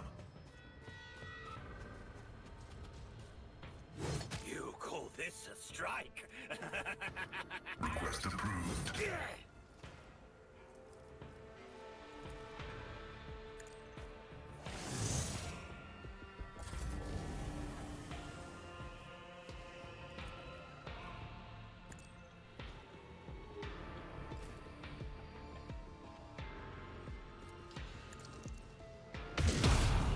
I'll tear your heart out for this. Doubt is for the weak. This is why I was Let chosen. me educate you on the art of pain.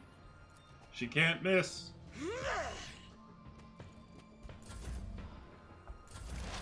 High momentum.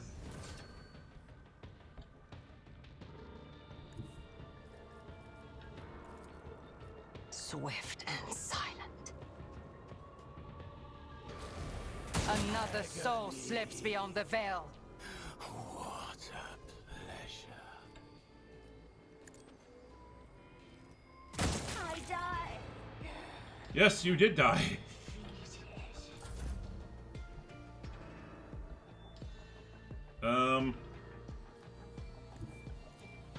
God Emperor, move through me. Be the fire in my heart.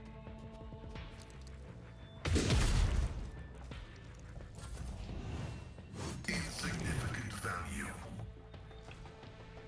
Well, and that's another level up.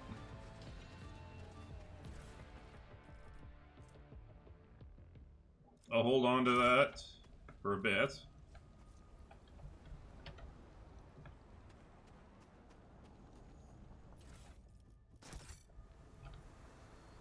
None shall stand in my way. Oh.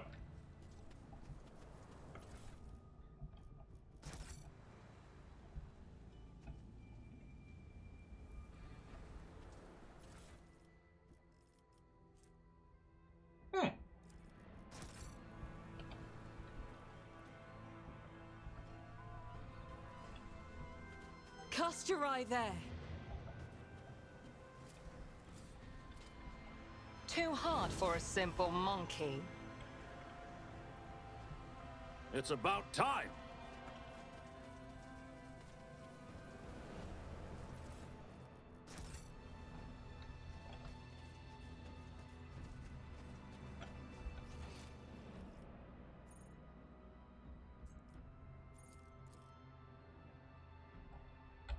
Looks like we got everybody.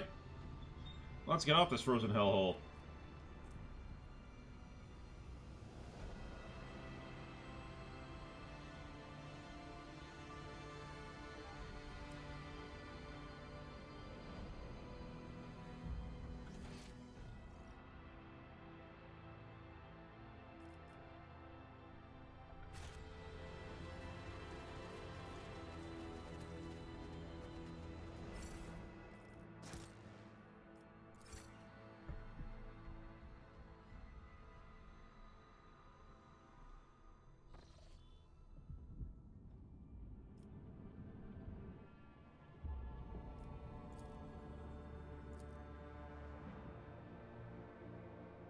Let's go have some fun with the Drukari!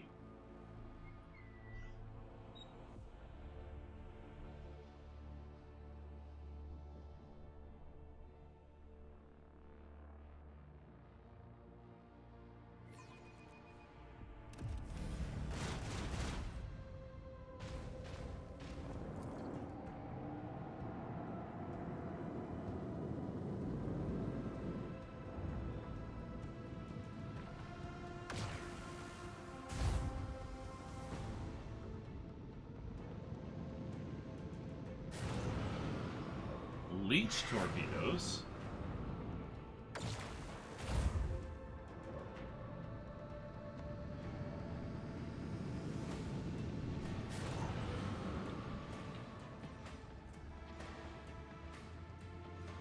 Wait.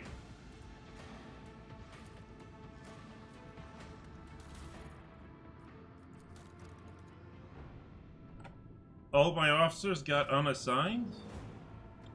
Excuse me for a second.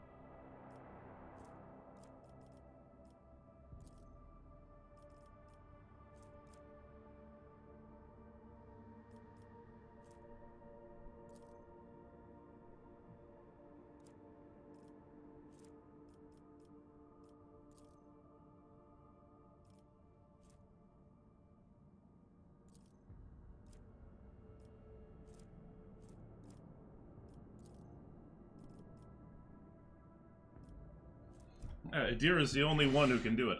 Seth is, surprisingly enough, yeah.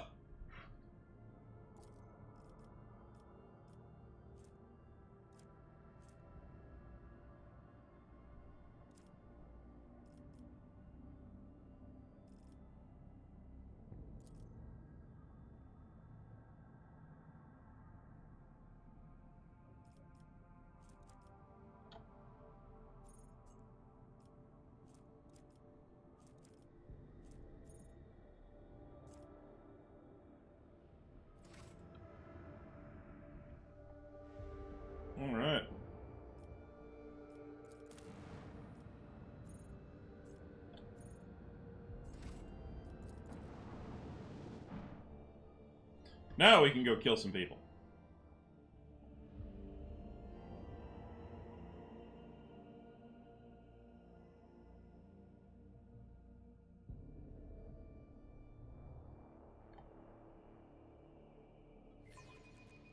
The whispers sound distant.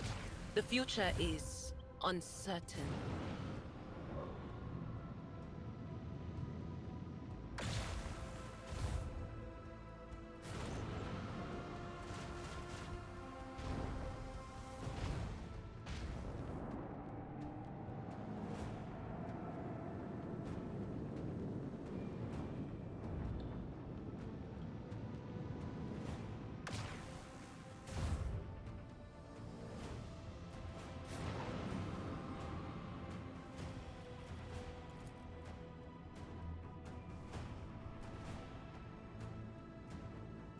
Torpedoes locked!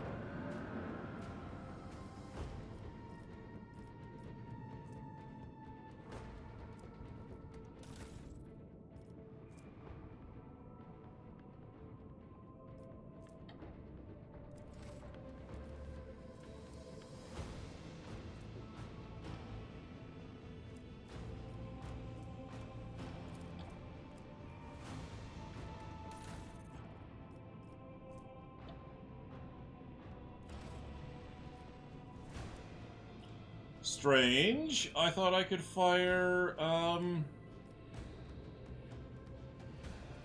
well, okay.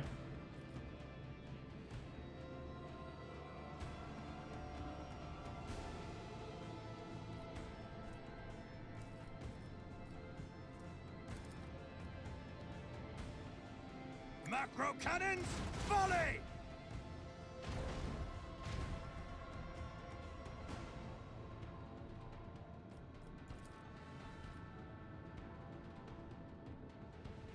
Bleed them!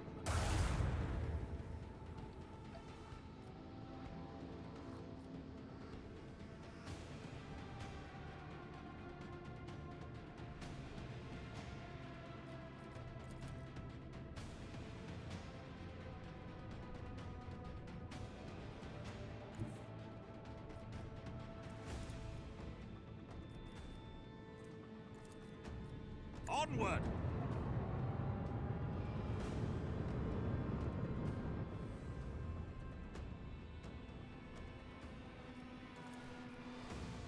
Another salvo!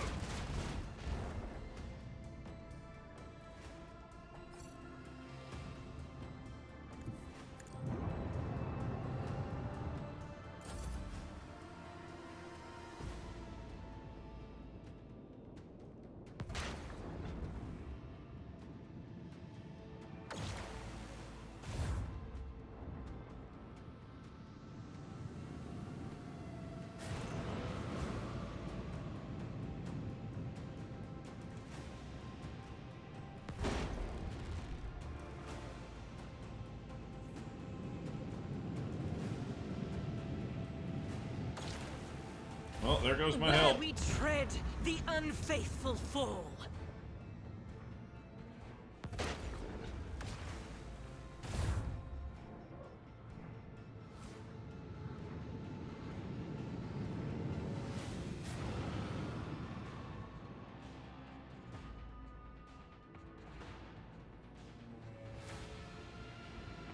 I'm gonna hurt myself doing this, but...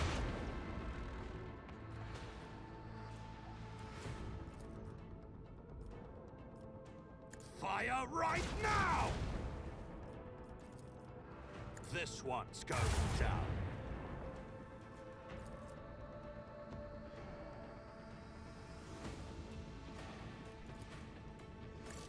Annihilate them!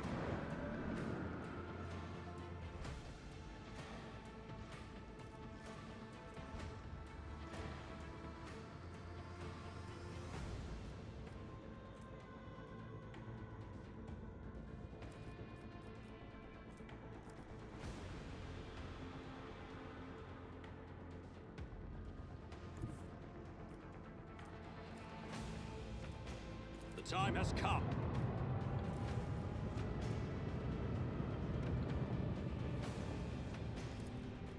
Macro cannons, volley!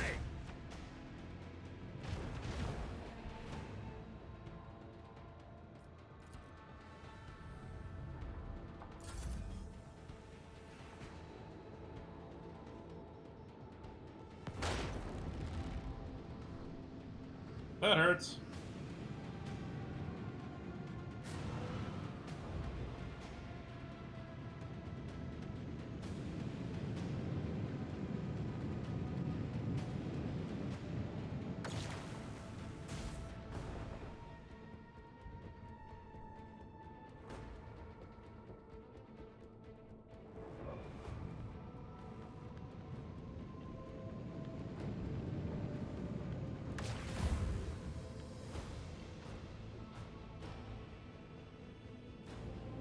Incoming. I hear their dying pleas in the void.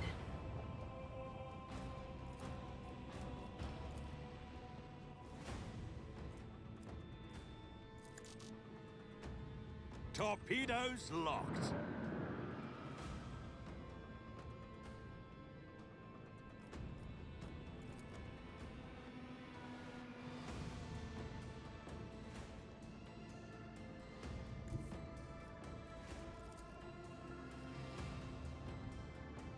Lay in the course. Already dead? Pathetic ashmugs.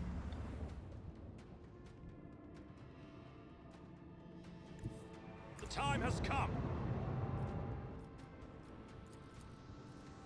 Bleed them.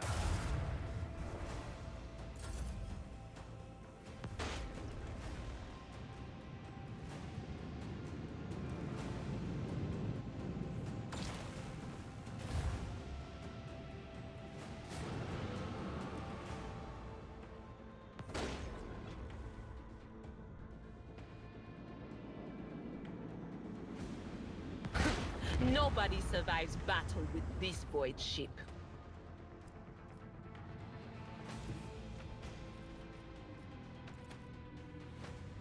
Fire right now!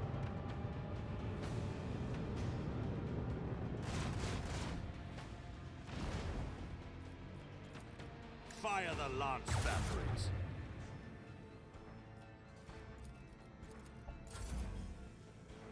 Yep, come get me. Victory is ours. All right.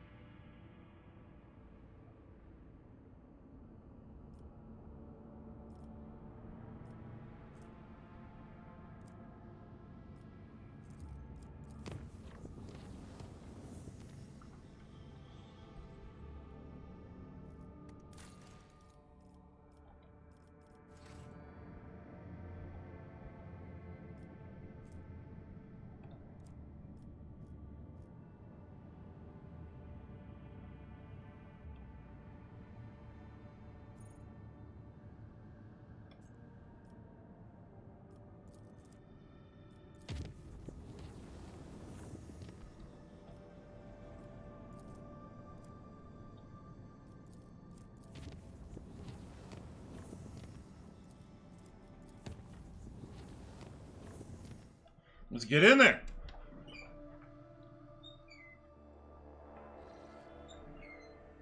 Alright. Ooh, please tell me there's other good stuff. Plasteel. I need more plasteel.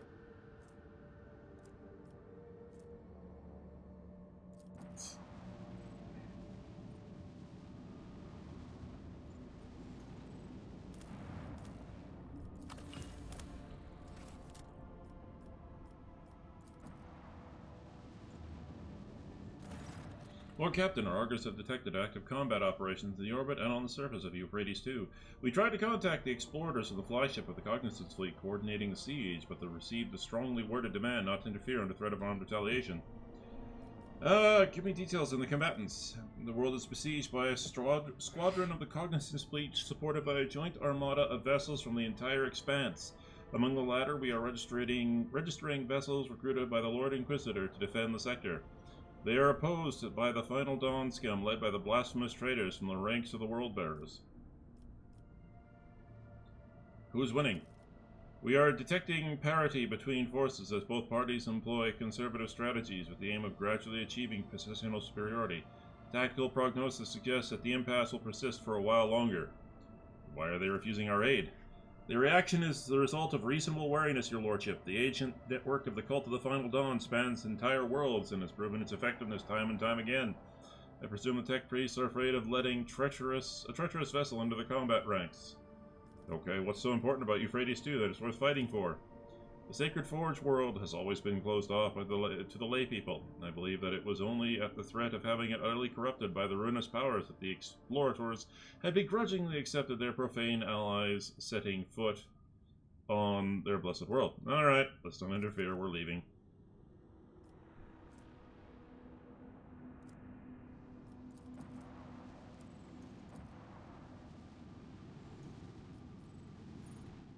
I mean, hell, if they don't want my help, fuck them!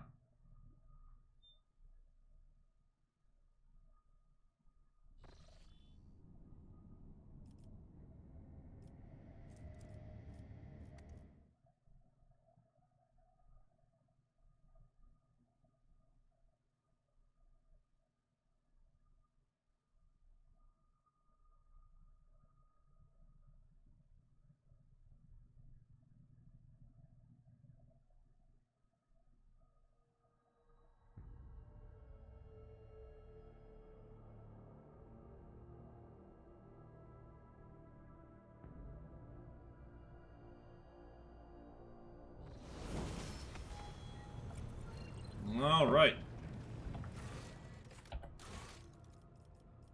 Stolen stars.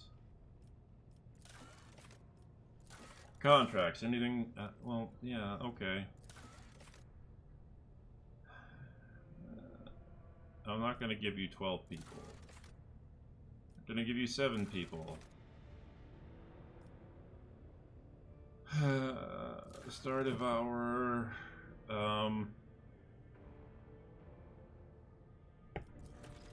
Okay, I'll take more Prometheum, Pyramids of Death. No thanks. I need more adamantine. Melting the ice. Yes.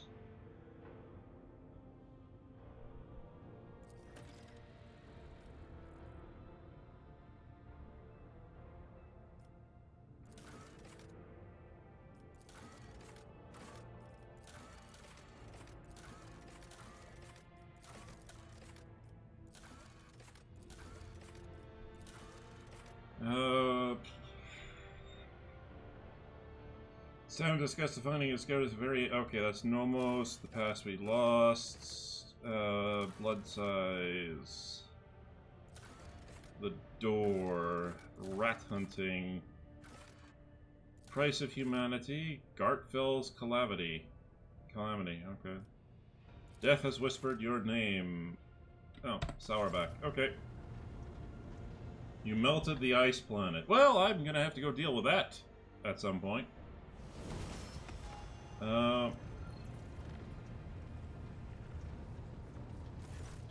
Lord Captain, Mistress Cabela is awaiting your judgment. Would you like her to be brought in? Yes. I want to know what drove her to murder. Let justice be done.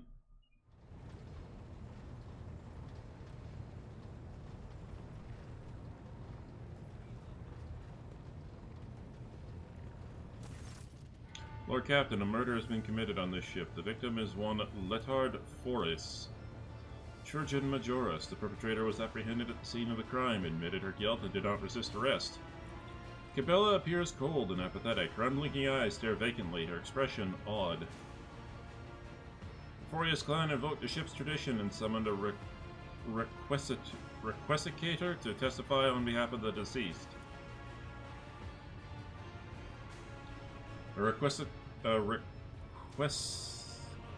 Cator explained. When there is no one to speak for the deceased person in court, the representative is entitled to seek assistance from a member of the Requisitators Guild. Their duty is to know and remember each and every person on this ship so they can defend the interests of the deceased and represent them in court. They study the victim's life and entire history and to gain the most detailed impression of their personality, deeds, and aspirations. Oh, pardon me. The guild was founded by one of your distant ancestors, and, to my knowledge, the Requesicators only exist on our glorious flagship. Alright. How do you feel, Kibella? I am fine. Kibella turns her face towards you slightly. A whisper escapes her lips. This is just hollow ceremony, pointless. Alright, why is a Requesticator speaking for the late Forius? Does the man have no family? The clan to which the deceased belong are wary of bringing accusations against the Lord Captain's companion, and the esteemed Lippard never made any courageous friends in his life, having always preferred his work to the company of others. Fair enough. Tell me about the circumstances of the murder. The eyewitness accounts don't give us much. The deceased and the murderer had a brief conversation, following which Mistress Kibella beheaded the Chirurgeon Majoris. The witness did not overhear any details of the conversation. Alright, is it true that you killed him, Kibella? Yes, neither the Chirurgeon's death nor her own impending punishment seemed to trouble Kibella. Her pensive, dark gaze wandered around the bridge. It was me. Okay, why did you do it? The heartless man took on a burden that was not his to bear. His duty was to heal, but instead he sent people to the Undying One, people whose time had not yet come. He was cruel, and he had no intention of ever stopping. Your influence has made Kibella more compassionate. Okay. The Undying One never whispered his name. I myself decided to sever his thread. I told you it would end like this, but why should anyone listen to little old Jai? She shakes her head sullenly. Her colors have changed. Scarlet and gold are drowning in the rage of muddled crimson, the misty blues of sorrow, and the impenetrable greens of doubt. These shades are all in conflict, melding together in a frenetic tapestry. You walked a narrow, dark path across a yawning abyss. It is small wonder that you stumbled. The soul, already mangled by bloody and frightening service, has fractured further still. Can it still be saved? Early it falls silent, leaving her own question unanswered. Alright, let's hear from the victim's representative. The masked man's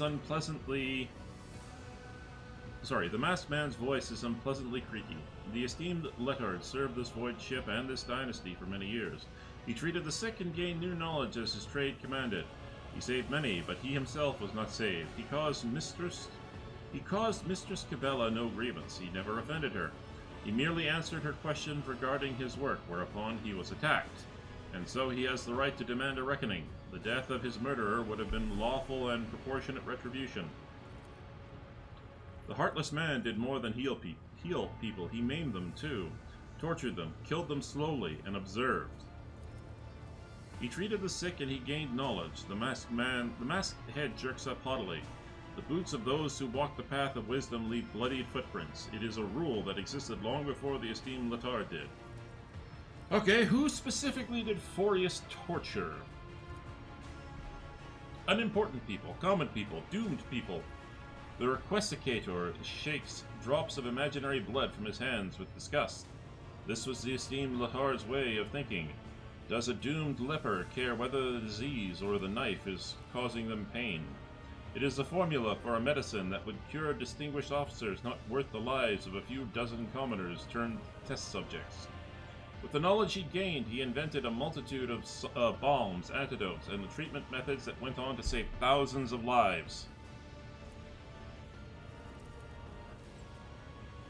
When you were brought in and placed on his table, burned by the fire you had passed through, he saved you. The methods he used to keep your body alive had been tested on the inhabitants of Loading Bay 8, as had the scar-removing techniques. Were their lives worth yours? The esteemed Letard thought they were.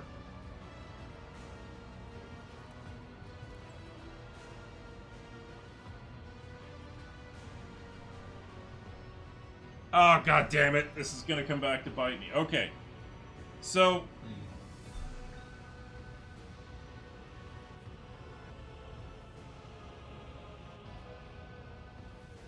Forius's nonchalant disregard for common humanity is worthy of respect. No. These arguments are sensible. They... The esteemed Letard will be grateful for this judgment. He was a man of logic and practicality. I have learned enough.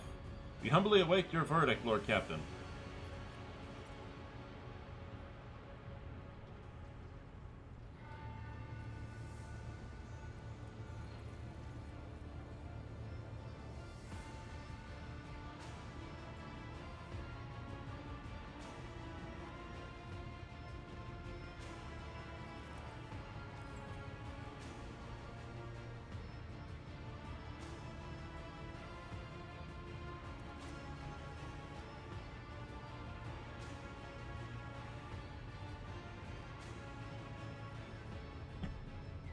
This is true. Cabela is not subject to ordinary justice. She serves the Emperor through death, and as such cannot be convicted for a death. That is the Lord Captain's will, but the deceased would not call it justice. I cannot be put on trial. Cabela's words are barely louder than a whisper, but everyone hears them. She raises her head, face deathly pale, as if she is asleep with her eyes open. None have the right to judge a spinner of death. This is true.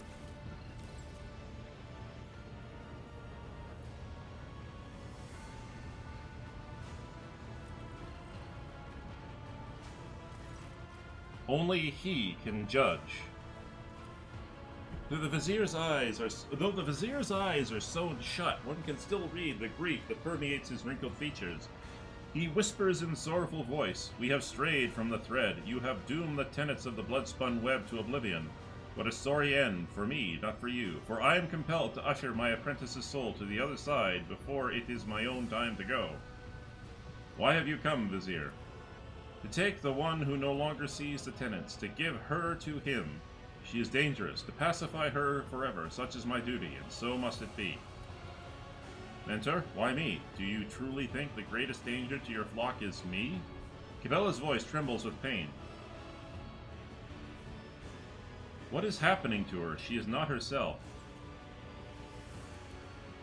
The second spinner is in the throes of a spiritual ailment we call doubt. This is the most terrible ailment. Though harmless to layfolk, it is deadly to us. For a doubtful spinner will stray from their destined thread, and into a bloodthirsty madness. Doubt brings them to the undying one before their time. Our service is demanding. It requires clarity and a sense of purpose that she no longer possesses. Long have I sensed the seeds of anxiety in her, but I had hoped her reason would prove stronger and prevail. Alas, now I see the mark of despondence on her. Alas, I know that I am not mistaken. Well, alright. Is there a way to help her? How would one heal the soul of another? Domin. She is fighting a losing battle inside her mind. Once she is all but lost, we cannot enter her mind. We cannot reach a hand out to her. Although, you could. A thread binds the Domin and his shadow together. A rare thread. A share thread. Will that connection be enough for your souls to enter into harmony? Well, I'm going to attempt to save her. The Vizier turns his face towards Cabela, who seems withdrawn, her spark snuffed out. He whispers, "Then seek a steward of souls, an artisan who will put you both in a psycher's trance, allowing your minds to become one. You have a chapel full of astropaths, Domin. One of them will surely do you that service. See that their guidance is strong, for inside her soul you will encounter monsters. A doubt-ridden mind is a dangerous place." Alright, so, just so everybody knows, normally I would have probably... Because I cannot say that, I cannot... See, the thing is with Earliot, earlier on I said, okay, so with Earliot, yes, she technically betrayed us, but she didn't mean to. But that's because she doesn't trust us. And I'm going to be honest, she has stood by our side fighting the entire time, and, even though everybody else in my retinue is like, "Oh, she's hiding secrets from us, she betrayed us." Oh, is that true? Sister of battle, she who lives in a glass house should not throw stones.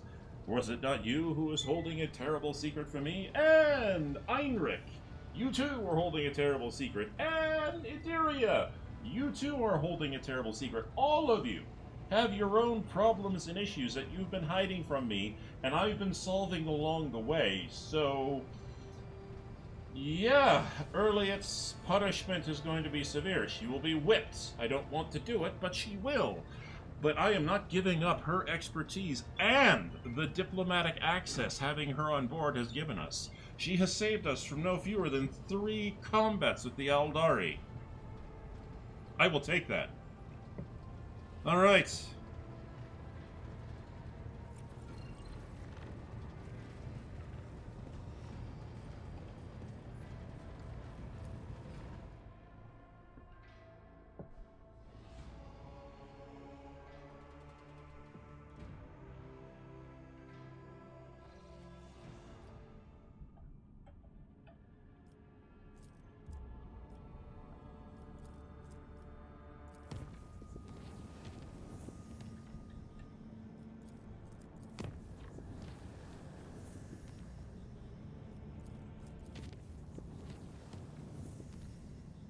I've got some stuff to do elsewhere.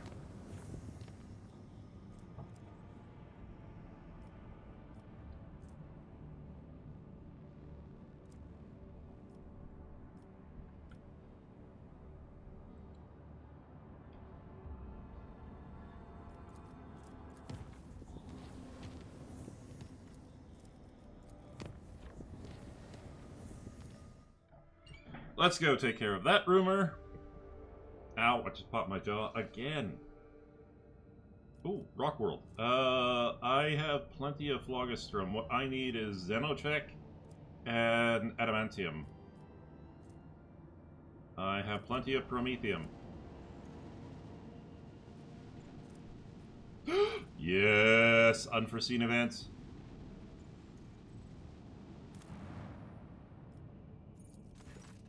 Your crew is treated to an amazing sight. The armory world, which spent decades under layers of tightly packed ice, blooms before them like a carpet of black flowers, revealing hundreds of Imperium supply bases amidst the melting snow broth.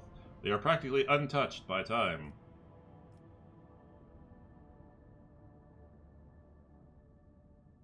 Yeah, mine.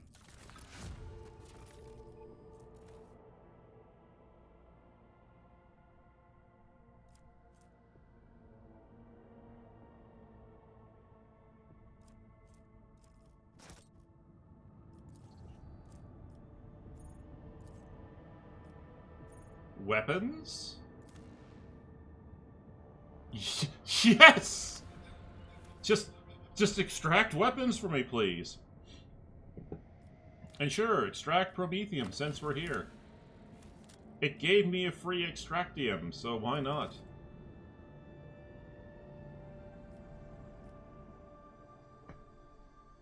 I mean, if you're gonna give me a free one to set shit up with, and I need weapons in the first place, let's do it. Okay,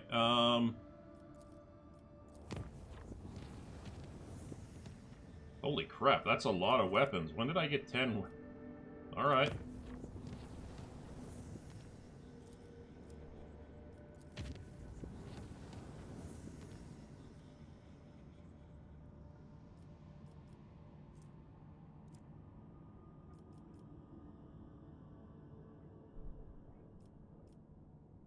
Is that the only pathway to get up there? Alright, well, if it is, we'll stabilize it.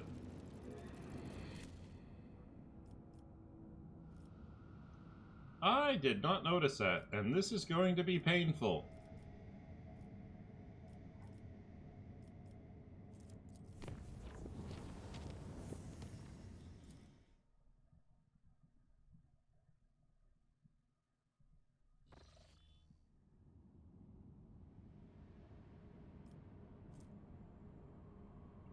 I need more plasteel.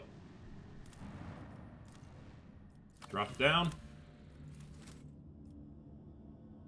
I'm still packed the gills with provisions. What are you producing? Plasteel for me?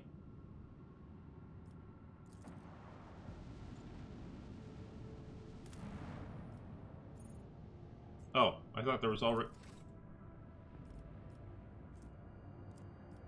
Continental world. Whip around. Oh, enchanting even from orbit. Okay, and you're a Hulk. A strange vessel enveloped in a pale orchid mist sails past the stained glass windows on the captain's bridge. A familiar coat of arms appears on its thoroughly tinted ragged hull, the House von Valencia's coat of arms. The Augur crew reports that it is the Lightseeker, an expedition void ship tasked with exploring the planets of the Cronus Expanse. This vessel disappeared without a trace over 600 years ago. The telemetry shows the decks are empty and devoid of life, with no crew detected. Another ghost ship. The sight of the ancient void ship causes a throbbing headache, inexplicable disgust. Inexplicable disgust. Where did it vanish for all those centuries, and how did it end up here? The worried whispers of the crew are silenced by an urgent alert. The ship is rapidly changing course. While closely watching the Lightseeker's maneuvers, your seneschal becomes certain the vessel is preparing to attack. Abelard has heard a lot about bountiful worlds discovered by the void ship's crew, but he doubts the same brave voidsmen are at the helm now. Whatever dark powers are controlling the vessel, the one thing is clear: this is a threat. The rogue trader needs to engage the unknown enemy and recapture the property of the Von Valencius dynasty. Alright, sure, why not? The Boxmaster reports the elders of her clan told her tales about the Lightseeker. This legendary void ship had discovered plenty of bountiful worlds, where the most profitable extractums were later installed. This vessel brought countless riches to the Von Valencius Protectorate in the past, but its sudden reappearance after 600 years of oblivion seems wrong and dangerous. High Factorum Janaris Danrock confirms that the Lightseeker is still a part of the Von Valencius fleet. In other circumstances, the Factorum would have insisted on reclaiming the property of the Protectorate, but who knows what had happened to the vessel during the centuries it was lost. The dark powers of the cosmos, or even the warp itself, could have corrupted the void ship. Ulfar is adamant that any void ship that has spent the past 6 centuries beyond the Veil is corrupt beyond salvation. He says it must be destroyed at once.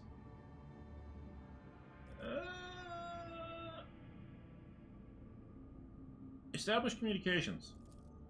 Victus sends one signal after another, urging the Lightseeker's crew to establish contact. No avail. The short delay is enough for the possessed void ship to assume an advantageous. Yeah.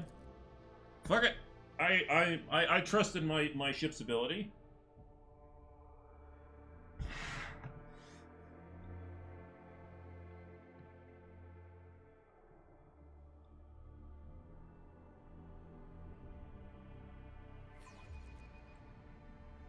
The Emperor is on our side.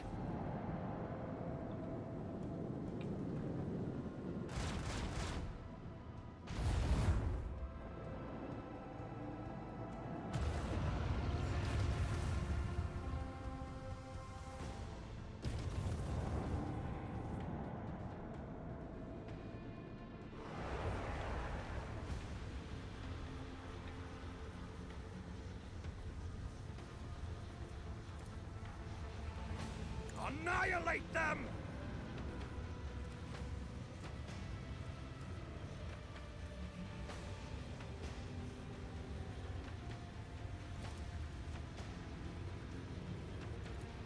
This one's going down.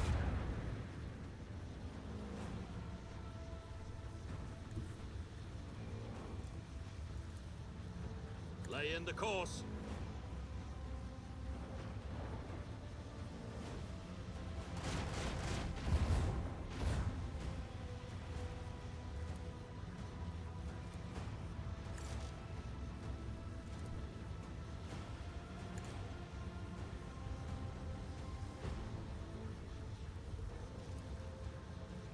Fire the lance batteries!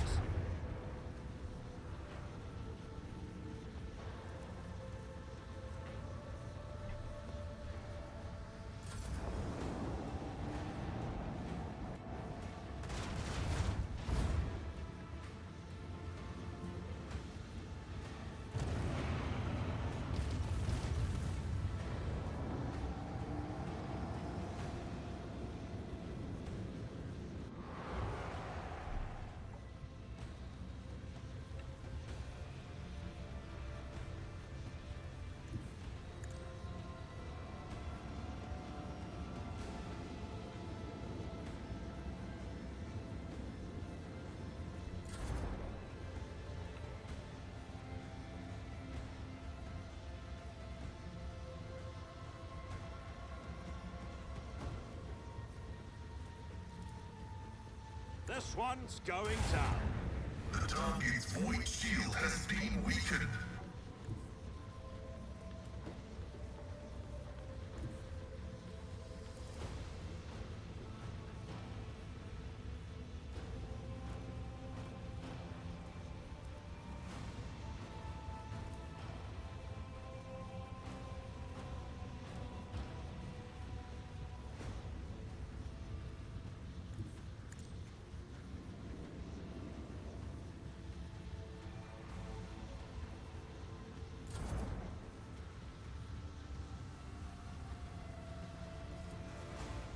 Leave their hull strewn across the stars!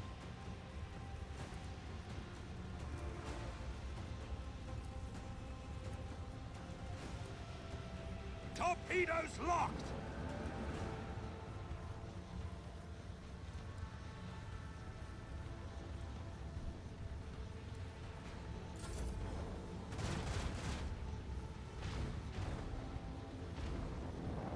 Burn in the fires of retribution.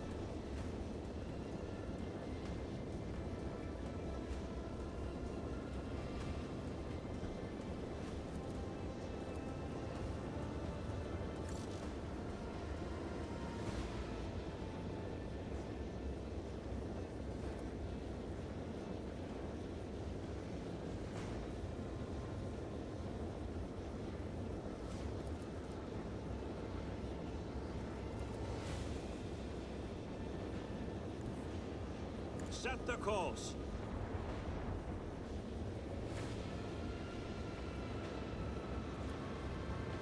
Fire! Right now! Lead them!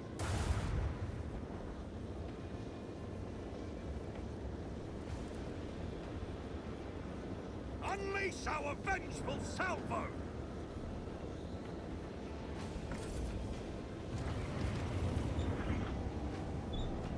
You can run, my buddy, but that ain't gonna work so well.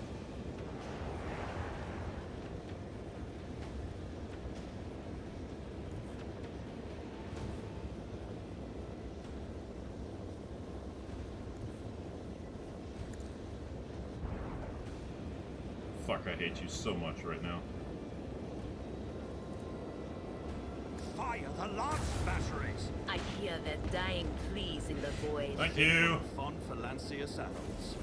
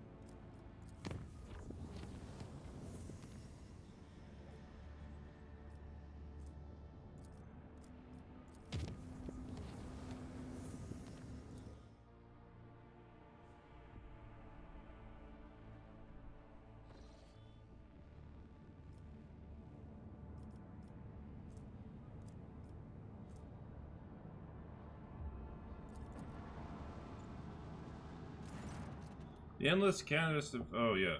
The officers of Bridgeworthy look at their COD status machines chaotically. I'm pretty sure I've seen this before. Tech use. Determine if the archives determine...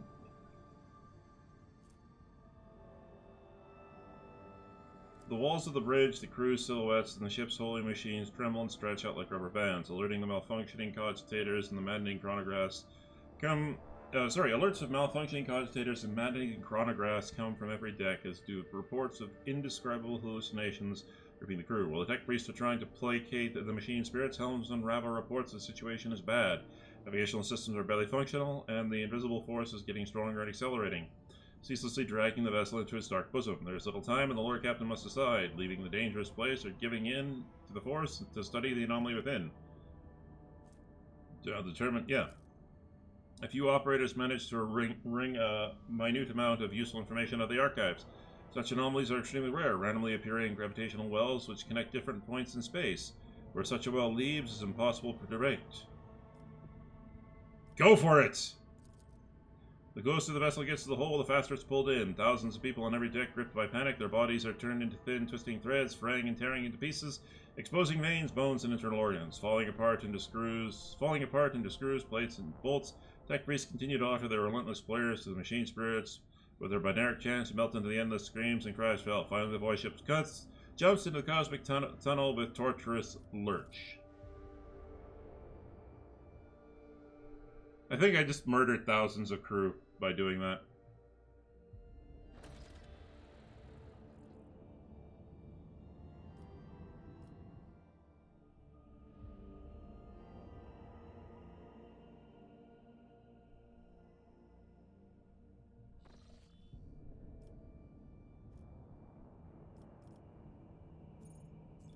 I was just here.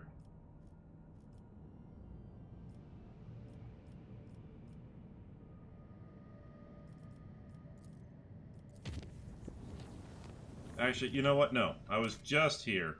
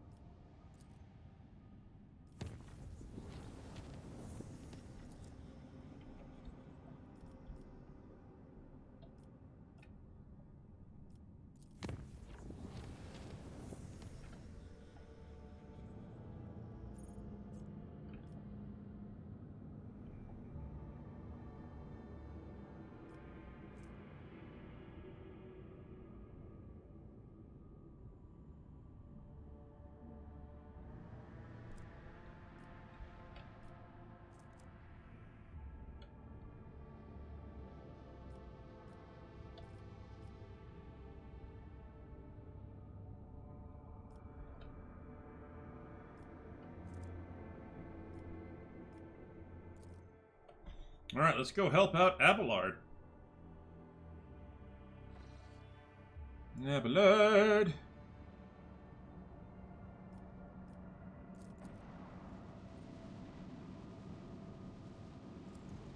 Actually, hang on just a second. Foulstone. Is there anything here that I can get for missionaries? No, I would love to do missionaries, but unfortunately it's going to take up weapons. And weapons I actually have. Holy Defenders. Yes, please. I will take Holy Defenders. What's it going to cost me? Not much. But a +5? You completed the highest tier. Oh, okay.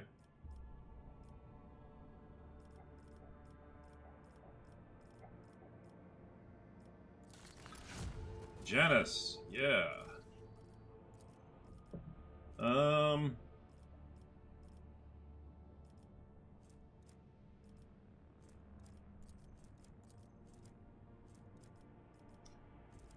Yeah, more profit factor, definitely. I want to get that +5, so I need to hold off a bit. I'm not giving up profit factor, I can do that much. Secret lair. I'm not letting go of my security.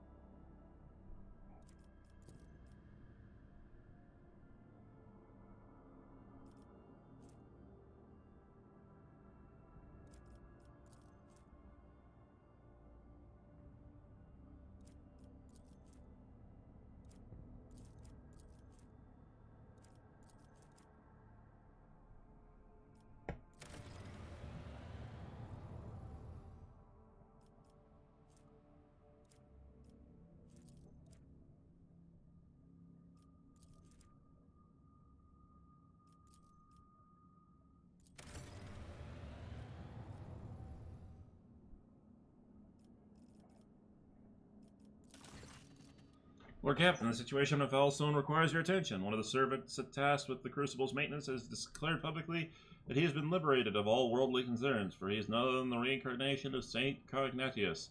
There are some extremely questionable reports claiming that he has performed miracles. Supported by a congregation garnered by preaching, he has asked for your lordship's permission to depart from Valstone with the Crucible in tow, so that he may continue Saint Cognatius's work and use the relic to transform worlds, ones true to the faith of the Imperium, into lush splendor gardens.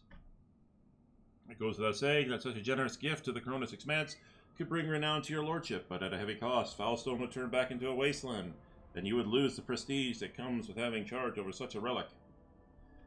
All right, I wish to hear the opinions of my advisors. I have ample experience with saintly saviors like him in the past. Whatever great cause they proclaim as their mission, they genuinely, naively believe that people really do need them.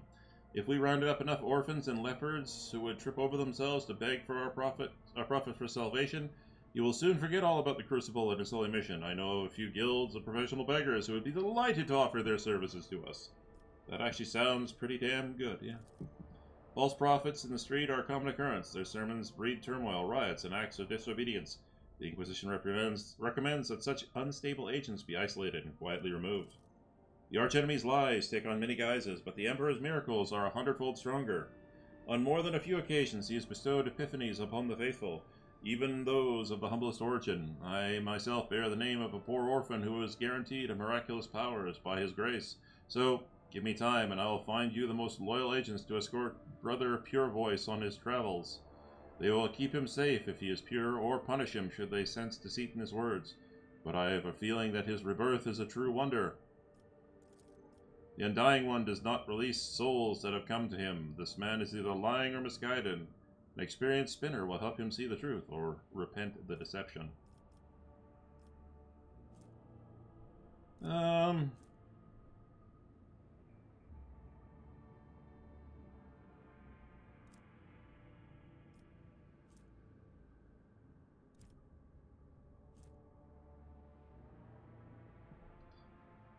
Oh man! I'll gain +2 profit factor. Yummy. I like the idea of that profit factor. Yummy, yummy. But I really don't want to lose the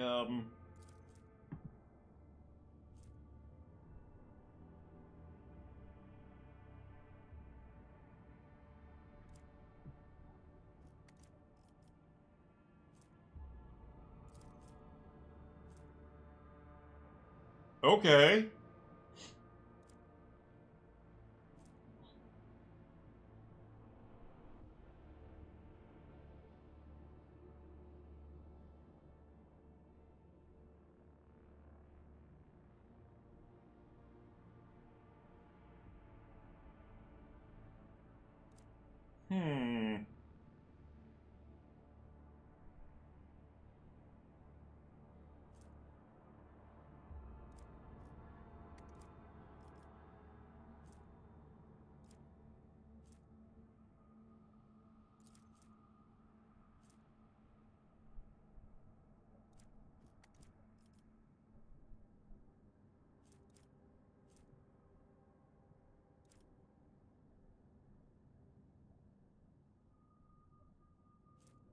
I don't know. I honestly don't know what the best option here is, so I'm just going to go with profit.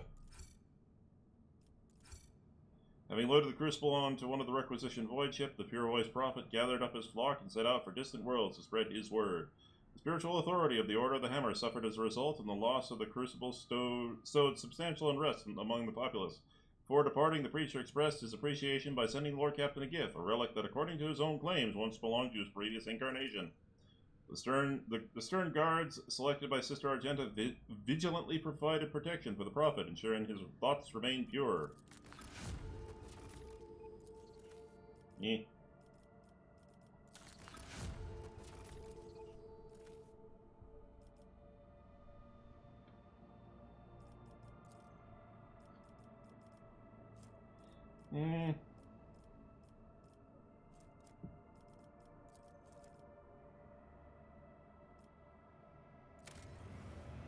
Militia Navy.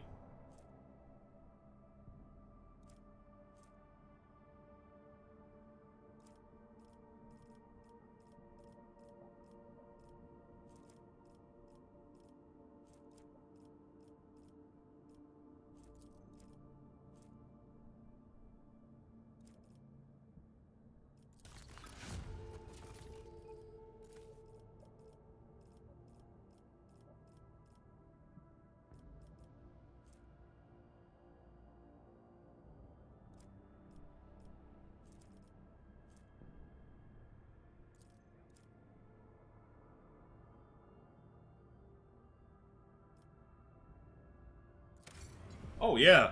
Oh yeah. Oh yeah. Let's do that. All right, time to go to Dargonis and help out good old Abelard. Oh wait, no, Abelard. Yes, Abelard. Abelard. Focus on Abelard.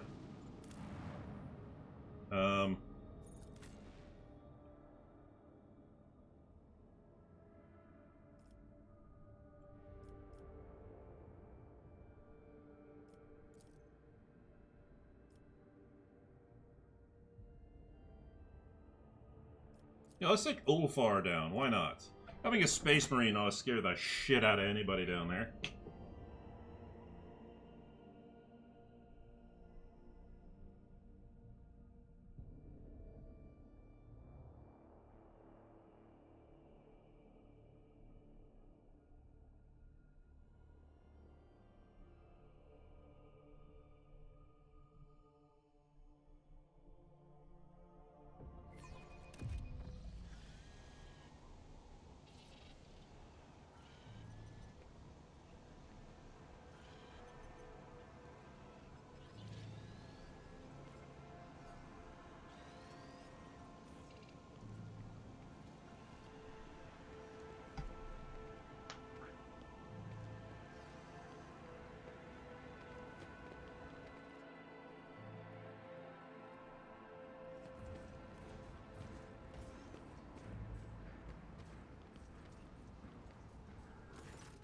You are confronted by the sight of dead bodies at the entrance to the palace. The corpses have been hauled into a pile. Some are dressed in uniforms of palace wardens, while others are arrayed in the clothing typical of the Dargonis nobility. Upon seeing you, the young enforcer stands at attention and swallows noisily. His voice trembles as he says, "Your lordship, we are honored by your presence." Okay. What is this mess?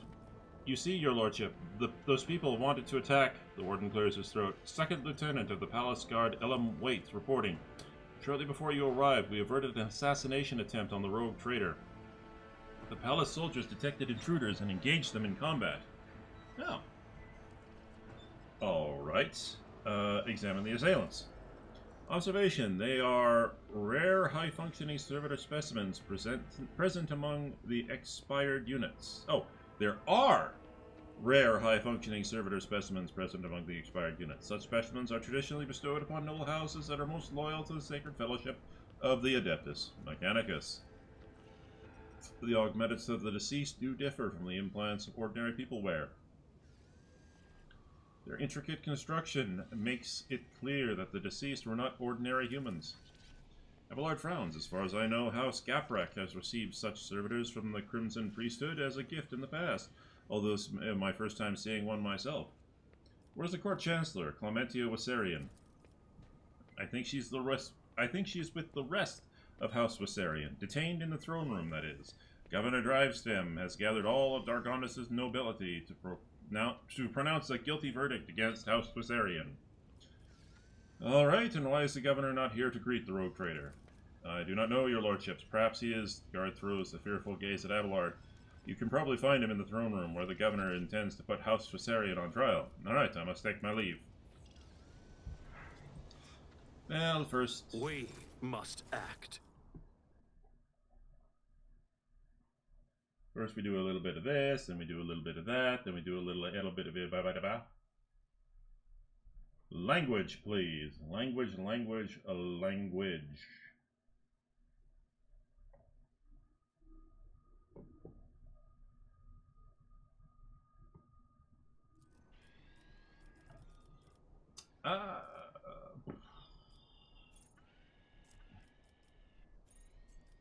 I did Wall of Rockcrete, so this is Wall of Faracrete.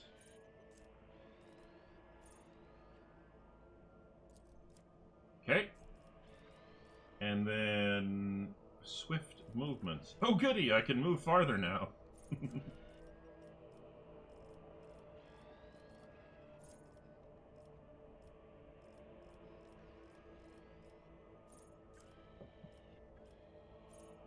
Well, I don't have access to swift movement, so...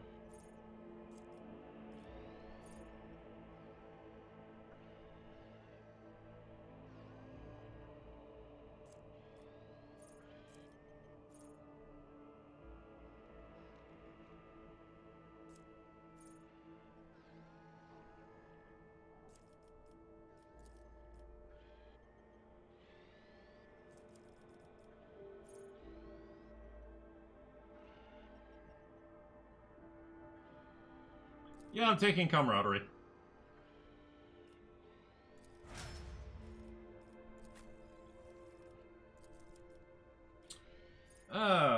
Wait, hang on. Let's just do Abelard first. Exemplar Abelard. Oh, wait. Archetypes. Oh, Abelard. You have a few things. Yeah, sorry, you need athletics.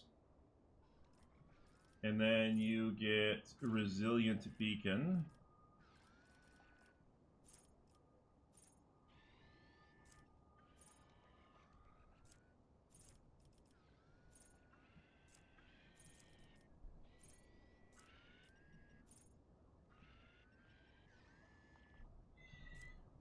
Okay, so you get flesh wounds and rammings.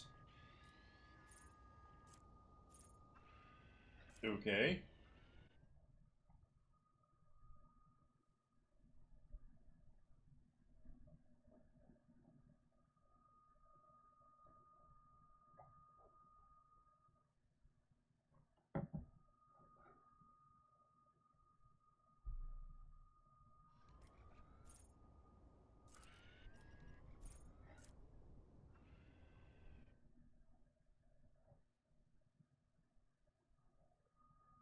So I still don't have ramming speed.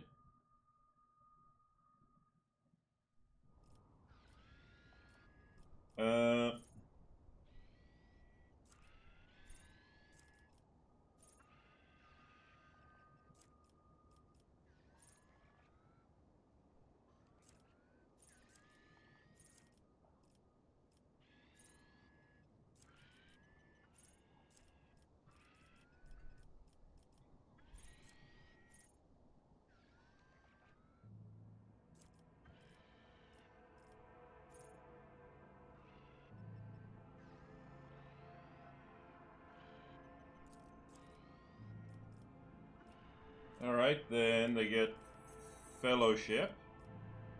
Then we give them characteristic training Fellowship. I'm trying to follow this guide as closely as I can.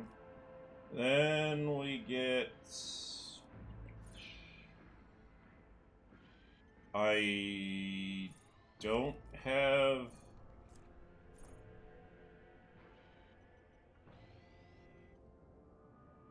Alright, so Forceful Strike.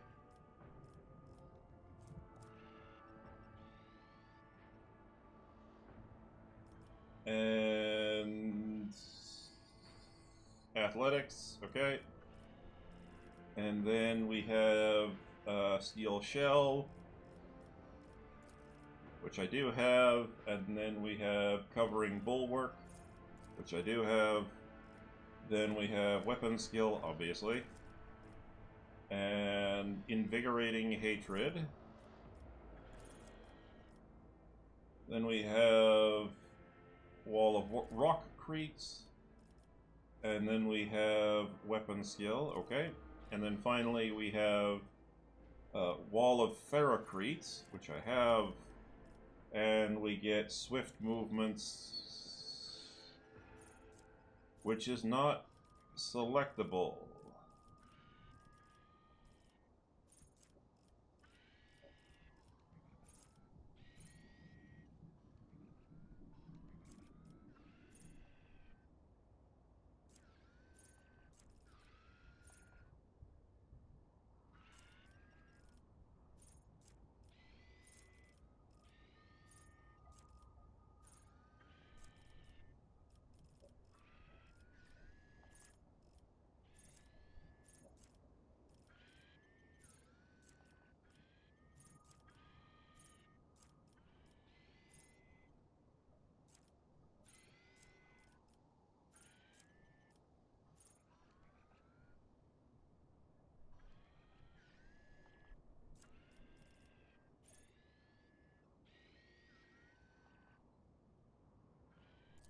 I'll just give him Combat Master, because I got nothing else to give him.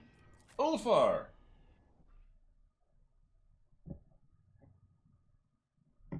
Alright, you got 3 rounds of the goodies. So the last thing he gave you was Flesh Wounds.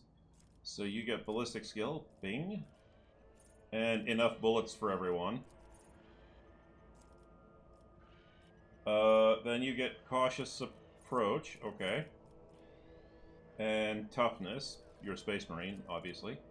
Then you get survivor and nimble, okay. We're giving him dodge, apparently, okay. Cassia, my dear Cassia. You are going to get... goodness gracious. The last thing I gave you was Combat Locust Stratagem. So you now get stable routes. Okay. And under my protection.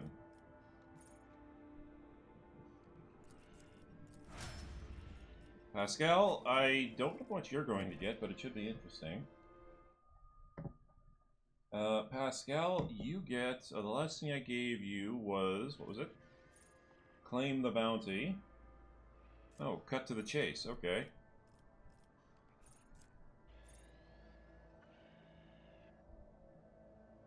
Yeah, cool. And Grenadier, which... oh yeah, I'm going to be having him huck grenades. I have been hoarding grenades. It's unfortunate. And finally, Argenta.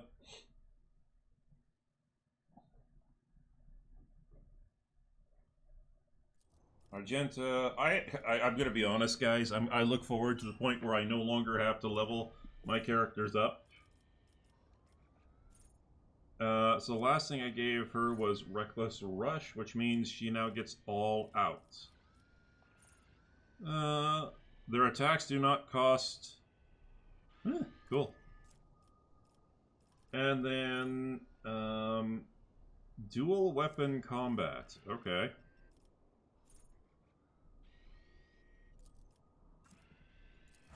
Alright, well, let's get back to it.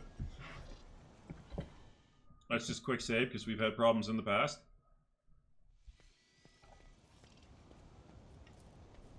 I did fine. Oh, there's a crumpled up letter inside. Okay, what does the letter say?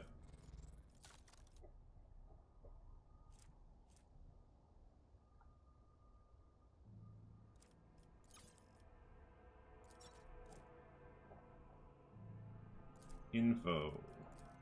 The letter is soaked with blood. Only a portion of the text is readable through the crimson blotches. I'm gonna think that's respectful and discreet. Keep away from the lords and ladies. You must look like a noble to the servants and wardens. Do not engage in conversation with anyone. Your task is to avoid exposing yourself ahead of time and let the Wissarians get away while the wardens are busy guarding the rogue traitor.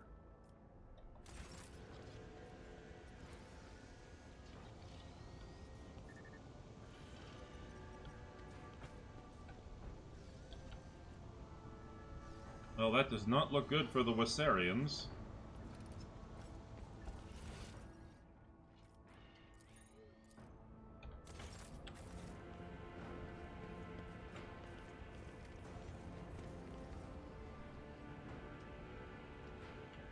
Yeah, whatever. We're pretty melee focused anyway. Okay.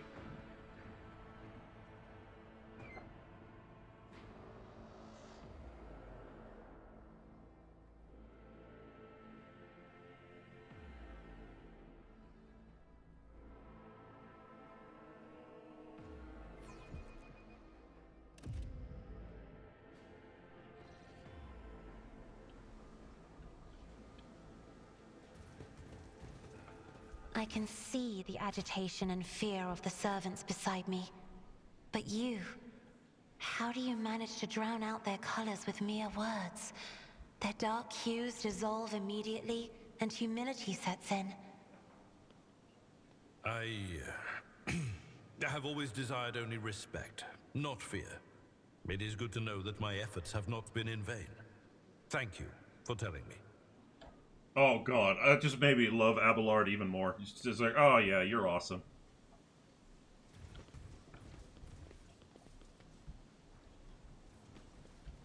I won't tolerate weakness.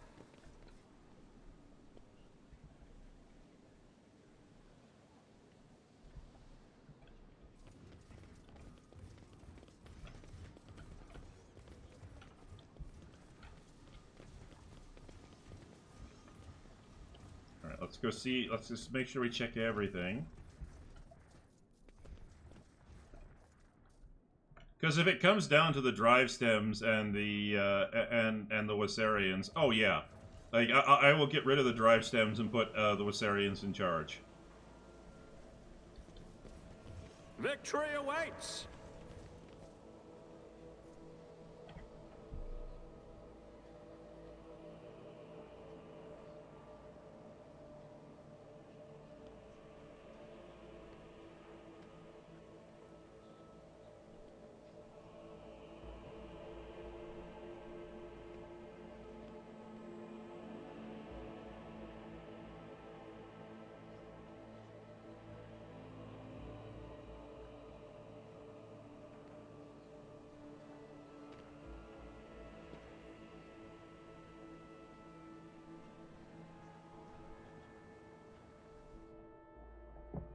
Your Lordship, 'tis an honor. Governor Urban Drivestem seems to materialize out of thin air. So suddenly does he emerge from the crowd.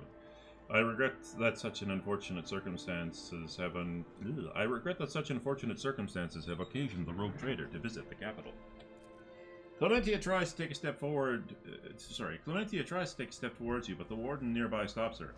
Her face is veiled with fear and weariness. Your Lordship, you are here. Please, you must hear us out. Well, of course I will. The rogue trader is undoubtedly here to listen to the testimony of each and every one of us, and to punish the traitors. The governor's words, directed at Clementia, are harsh. They are echoed by the scornful sneers and whispers of the assembled nobles. We have each known each other for many decades now, and we have had our fair share of disagreements, but do you really think my flesh and blood would trample upon the very definition of honor and loyalty? Abelard's voice is quivering with rage. The governor sweeps his gaze over Abelard, then replies, a faint shadow of doubt in his voice. We have evidence implicating them, Abelard. I am sure his lordship would arrive at a fair ruling. All right, let's start this. What are the charges against House Wasarian? Disruption of logistic lines, bribery of Adeptus Administratum officials, document forgery, and organization of heretical insurrections. Oh, pardon me, excuse me. On top of the evidently devastating economic impact this has had on your protectorate, these criminals' acts have impeded the delivery of the imperial tithe, which in turn has drawn the Administratum's attention. An esteemed member of the Adeptus Arbites is expected to arrive on Dargona shortly, and before they do, we are obligated to identify and punish those responsible. Clementia, I wish to hear your account. Your Lordship, House Wasarian denies all charges laid against it. Clementia glances at the governor with defiance. These last few months have indeed been trying for Dargonos, but we have done our best to remedy the situation. My family's every effort was focused on stabilizing the capital's logistics and economy, so much so that we failed to notice the web of intrigue unfolding behind our backs. All right. What happened on Dargonos in my absence? When we caught wind of the rumors of your disappearance, we patiently awaited the news of your return. But then Dargonos was struck by a series of terrible events. The first was the sabotage of the logistics that hampered shipments. Then mass unrest spread across the entire planet, and the minor noble houses began squabbling among themselves, trying to pin the blame on their rivals. We took great pains to calm down and managed to calm them down and managed to quash the revolt, though not without some outside help, unfortunately. These events have also been overshadowed by I am ashamed to even say it aloud in front of you, your lordship, the rumors circulating among the higher houses. The governor stammers and takes a deep breath. Some were calling for Theodora's true heir to be installed as head of your house, Kunrad Voigtvir. Not all of your subjects have forgotten his past efforts for the benefit of the trade protectorate. Drivestem stops talking, watching you with a tense expression. When the investigation was launched, the evidence led us to the Wasarians. Why are there dead bodies at the entrance to my palace? Your lordship, I humbly beg your pardon. Drivestem bows once again, trying to placate you. You see, right before your arrival, the palace guard discovered a plot to assassinate you. Fortunately, the malefactors were disposed of before they could cause you any harm. Drivestem, you aren't accusing one of Dargonis' leading noble houses of treason without airtight evidence, are you? Of course, I have evidence, your lordship. The investigation has established that members of the Wassarian family, which is responsible for both Dargonis' fleet and its logistics, use their context and influence to forge a host of documents in order to undermine the planet's supply routes, economy, thus fomenting the unrest among its inhabitants. Allow me to introduce my son, Cornelius. The governor points to the lanky young man standing beside him. He bows curtly, but avoids meeting your eye. Cornelius holds a prestigious position at the Administratum Palace, and it is thanks to him that we managed to identify and trace the entire chain of forged documents. The investigation led us to the perpetrators, who admitted to acting on orders of members of the House Wassarian. It was they who were intent on spreading the idea of restoring the title of Rogue Trader to the true heir. This young man is shrouded in mists of gray and blue, sickly shadows of fear fluttering around him. Cassia speaks quietly, so only you can hear her. Okay. So that automatically gets my suspicion up. The man is scared shitless.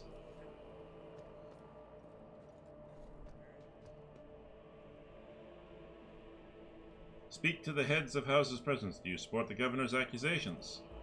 The aristocrats and attendants exchange glances, the noble lords averting their gazes, and the noble ladies hiding behind fans. No one is willing to be the first to answer. Over his many years of service, Governor Drivestem earned Theodora's trust and holds his high office for a reason. Sauerbach's tone is stern and imperious.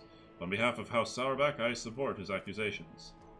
Your lordship, Governor Drivestem has always faithfully served the rogue traders of House von Valencius, and concerned himself with the future of your trade dynasty, and so House Gaprak thinks his charges against House Wassarian to be sound. The augmetics hide Toriana's emotion, but her voice sounds slightly timorous. I humbly ask you allow me to speak in my defense of my family's honor. The evidence provided by the governor is utterly false. I cannot refute it, but I can say with confidence that no one from my family has ever tried to forge documents in the Adeptus Administratum, let alone undermine the economy of your capital.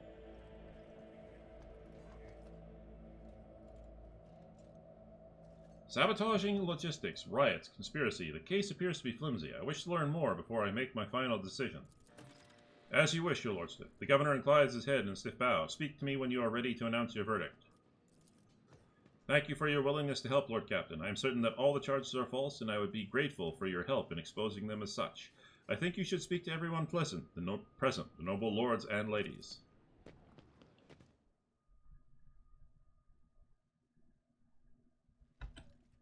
One second, everybody. I'm just going to step away.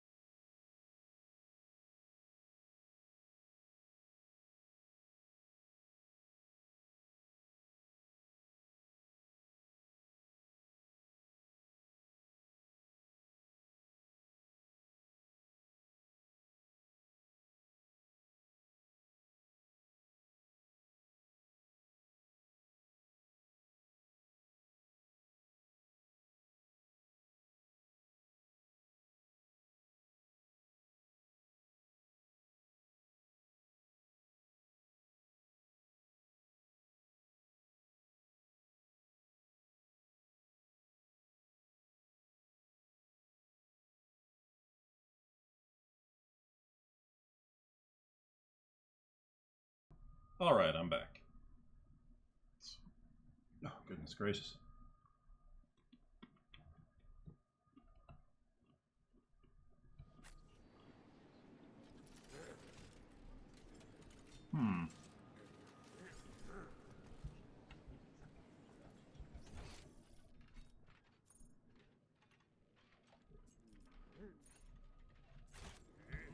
Well, wait, where's my throne? I'll lay claim to the stars. Oh, wait. My throne is right there. Okay.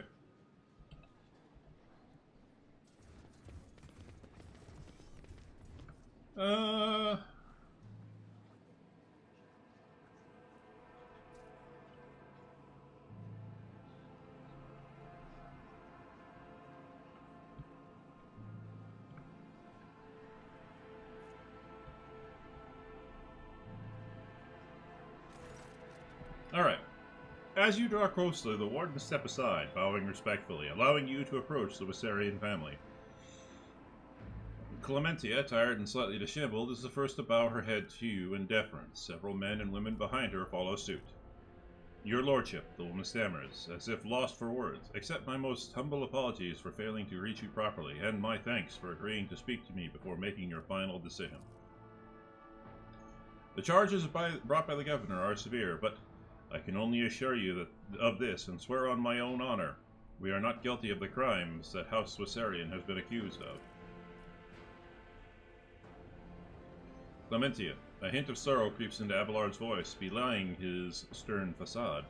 You are acting head of this family. You are supposed to take care of each and every family member. And now you are being accused of treason and collusion against a rogue traitor, and the entire family is facing death. How could you let this happen? I found this letter on one of the bodies of the heretics who planned the attack. What can you tell me about it? While Clementia reads the letter, the Wissarian behind her reads over her shoulder. Your lordship, let us be frank. It would be foolish of me to try and orchestrate something like this. Knowing how many wardens are patrolling the palace, I would not have let myself or anyone in my family get involved in such a scheme. The attackers were high-functioning servitors, ones that looked closer to ordinary humans. Do you know anything about them? Servitors? Is that so? Clementia crosses her arms and furrows her brow in deep thought. I have encountered servitors that were indistinguishable from normal augmented humans, but only once. They were accompanying several members of House Gaprak.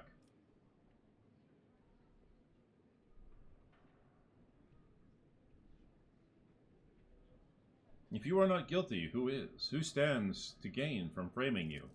Anyone, really. Clementia replies with a bitter laugh. The other houses consider us unworthy of our position, and many would jump at the chance to get rid of us and gain control over what was once our domain. The planet's fleets and logistics, at the very least. Lady Theodora chose to grant noble status to House Wissarian, but the other houses, which have served the Empire Expanse for millennia, did not welcome the decision. It has led to some difficulties, obviously. Alright, I want to find out what's going on here and who the real mastermind behind all this is. Where should I start? I'm afraid I cannot be of much help. Talk to the representatives of other houses, eavesdrop on their retinue, and perhaps you will hear something unusual. Alright, the governor claims you forged documents in the Administratum. The fleet is the primary remit of House Wissarian. It is our responsibility. Logistics and supply routes are another area of our responsibility. We have no direct influence on the inner workings of the Adeptus Ministratum. The first large-scale deliveries were cancelled after quantities of food were miscalculated by the clerks of the Administratum. Then we were faced with incorrect weather data and a meager fuel budget. It was clear that the cause of all these problems was the calculations performed by the Administratum. In one way or another, but no matter how many times we asked, we could not ever obtain any clarification on the matter. Alright, I must take my leave. A new challenge for me?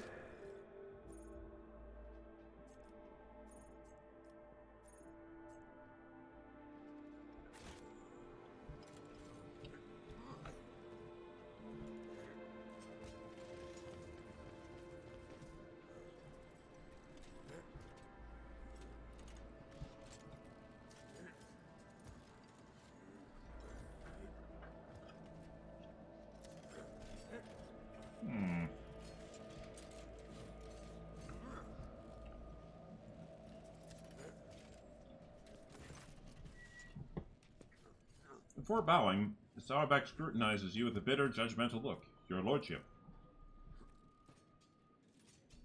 Hector Sauerback, looking like a younger copy of his father, stands at a slight distance, close to his mother. An expensive yet understated dress serves to highlight the dazzling beauty of Macarius' wife, Regina Sauerback. Okay.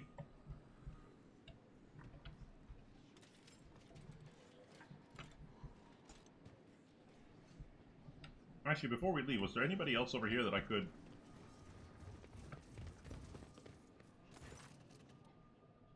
I must take my leave. 1 second. Your lordship, these accusations, I humbly beseech you to speak with Clementia. I already have.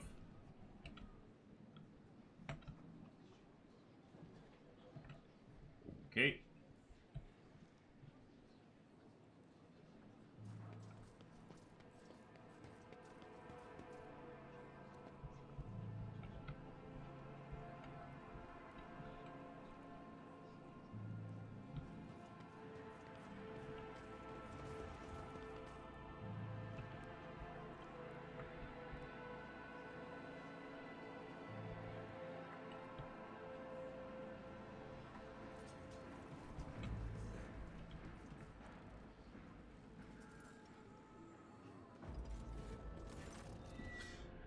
Alright.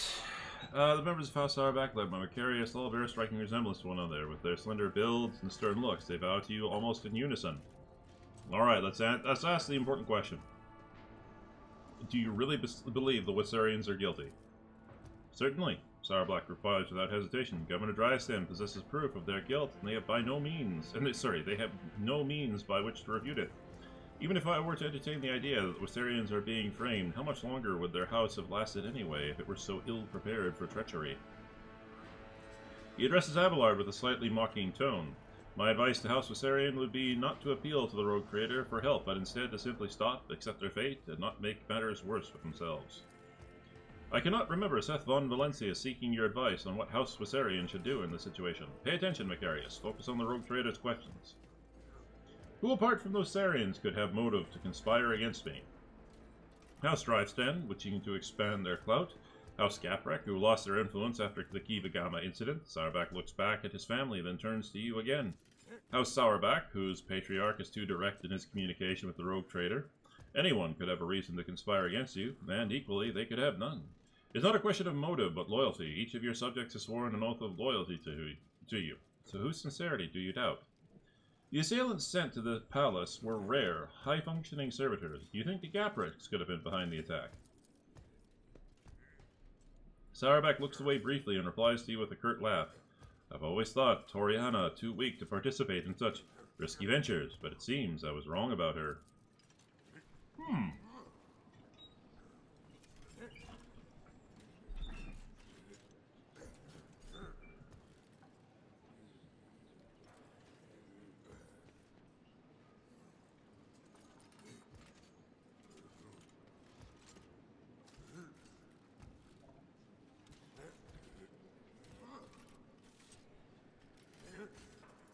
Vincent, my boy.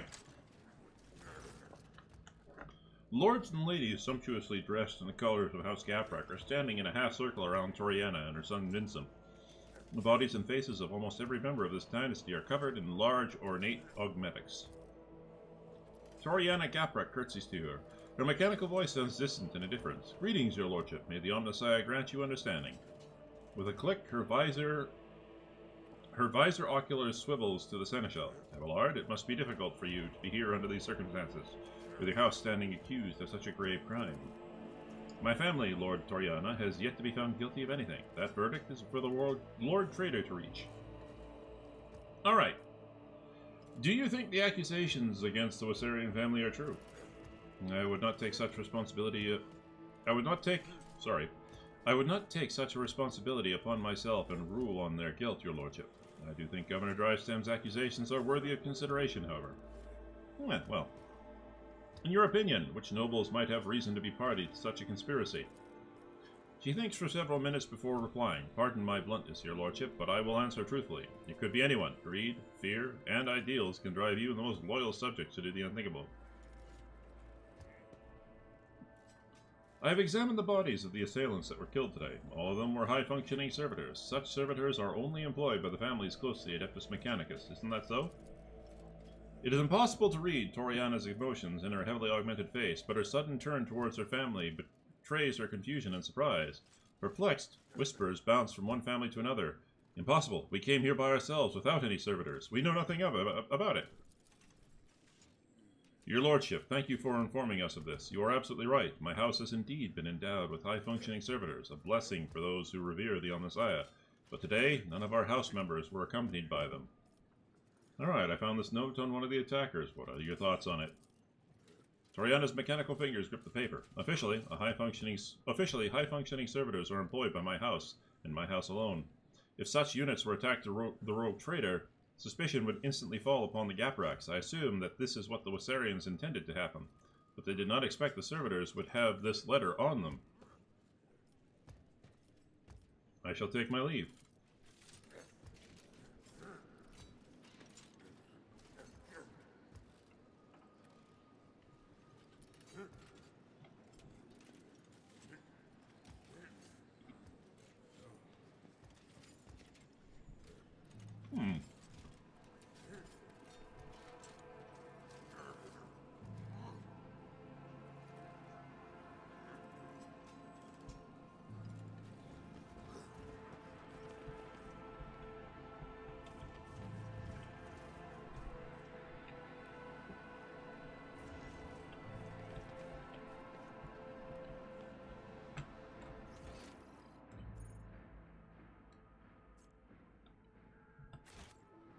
All right.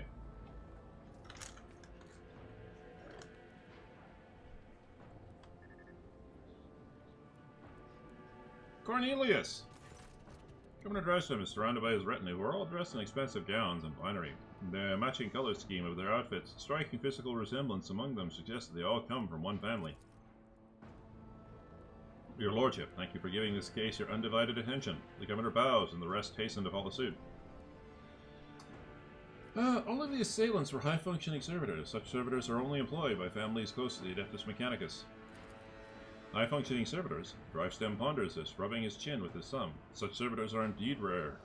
And the Gapraks do have them in their service, but this could have been done intentionally with an eye to confuse you. Anyone with a desire and sufficient funds can hire them. This is true. Tell me about your son, Drivestem. Thank you for your interest, your lordship, but I am not worthy of it. The governor's son bows and stands still as he nervously stares down at the floor. Son, show due respect. Forgive him, your lordship. This is the first time he has had the honor of attracting the attention of a rogue trader. Tell me about your job, Cornelius. What do you do? I manage the documents and records related to the economy of Dargonis. You probably know how scrupulous the workers of the Adeptus Administratum are. I'm afraid that a more detailed explanation of my duties would mirror the administrative process of the Administratum, too long and overly detailed. Cornelius tries to look you in the eye, but it's clearly hard for him to do. How did you manage to find the forged documents in the bureaucratic hell that is the Administratum? When compiling the reports on last cycle's supply chain, I noticed inaccuracies and discrepancies in the figures. With the help of other clerks, I managed to find several other documents. Cornelius stammers and swallows noisily. Comprehensive data analysis has shown that the discrepancies were caused by intentional tampering with the data, thus leading to some logistical problems that were practically unsolvable. Father and I have managed to single out the Administratum clerks responsible for tampering with the data. Following a heated interrogation, they confessed that they were following the orders of someone from House Visseria. Everything was supposed to look as though they were the ones suffering the losses from the logistical and economic problems. But does House Wassarian have access to the Adeptus Administratum? There is no conceivable way they could do all of this in a place where they could not hold any power. Before replying, the governor's son nervously adjusts his expensive frock coat. I think the right amount of money can open any door. Cornelius, be honest. What is the true reason for your nervousness? The young man's pupils suddenly dilate. He stands at attention and replies to you on breath. This is the first time I've spoken face-to-face with the rogue trader. I am afraid of saying something wrong or forgetting something important. The governor closely watches his son. His tone changes, now sounding strict and curt. Do you wish to tell the Lord Captain anything else?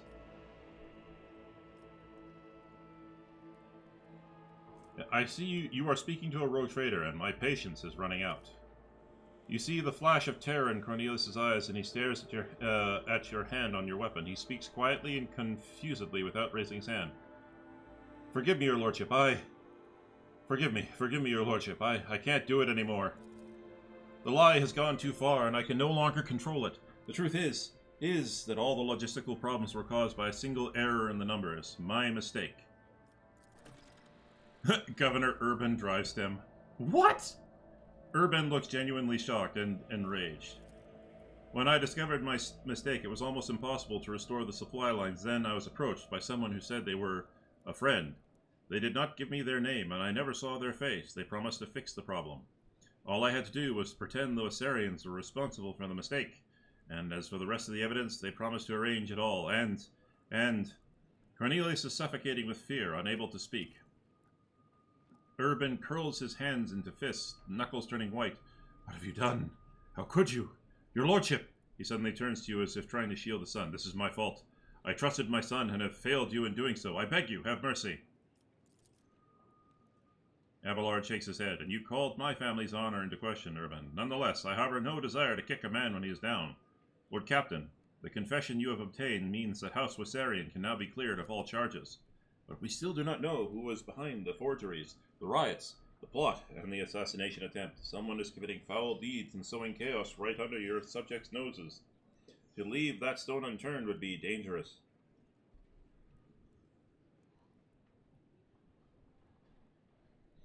What is this friend that approached you, that Cornelius? How did the two of you communicate? By letter. I received a letter out of the blue one day. It was unsigned, but the person writing already knew about my erroneous calculations. They offered to help me cover up my misdeed, and in return I would name the Wassarians as the one who had sabotaged the supply lines. All I had to do was gather together some documents and reports that were listed in one of the letters, and keep my mouth shut. Urban, your son has found the courage to admit his mistake. I will try to find some compassion for him in my heart. Thank you, your lordship. The governor bows low, then gives his son a look full of bitterness and frustration. And as for your position, I think you will be assigned to a role requiring less responsibility. All right.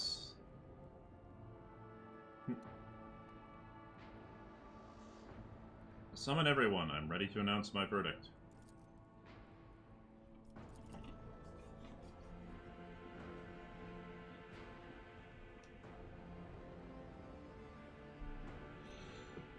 Sorry, I was just having a quick snack.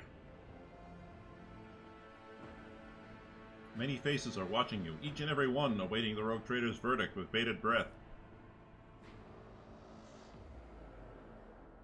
The charges brought by Governor Drivestem were fabricated. House Wassarian had nothing to do with the orchestration of the riots or the plot targeting the rogue trader, and yet this matter is far from concluded. A wave of shock, murmuring sweeps. A wave of shocked, murmuring sweeps through. A wave of shocked murmuring sweeps through the gathered nobles and quickly gives way to oppressive silence. No, not so much as a whisper interrupts your speech.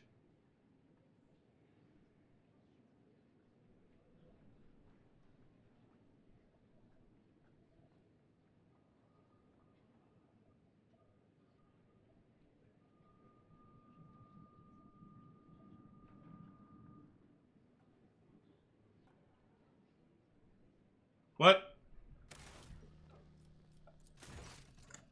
I missed something.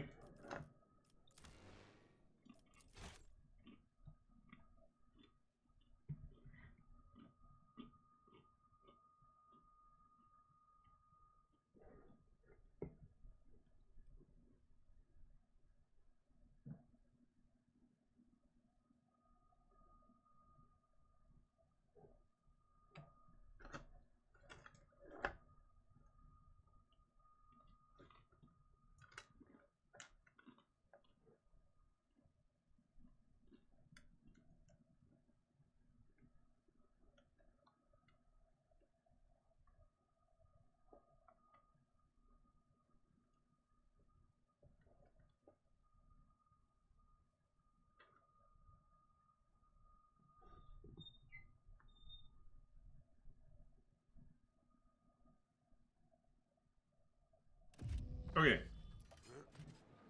So. I did not okay, so hang on.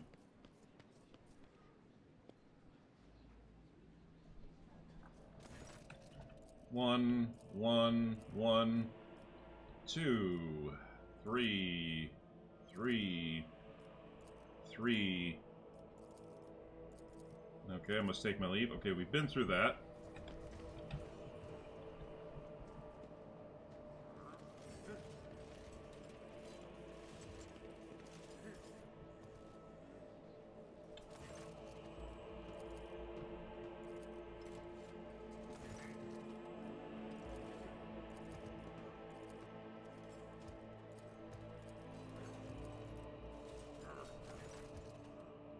Okay. All right.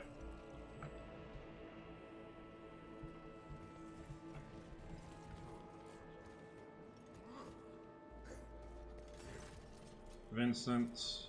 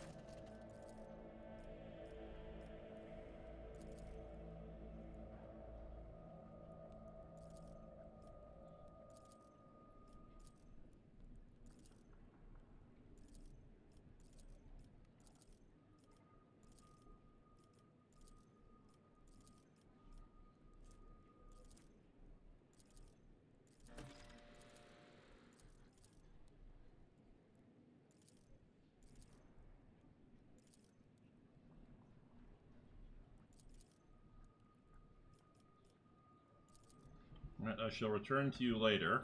It's about time. Oh, I didn't go outside!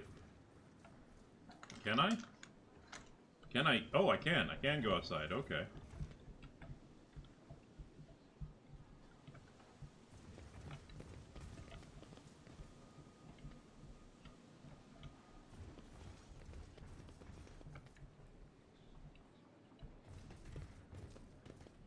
Oh, hey, there's a gap wreck down there. A finely dressed man of middle years is kneeling in front of the altar, his palms folded in prayer close to his face. The implant-free parts of his skin are a sickly blue hue color. Nobleman does not react to your presence. He does not lift his head. He does not blink. He does not even breathe. Only when you draw closer do you realize that he is dead. Well, that I'm sure would have been an epic cutscene.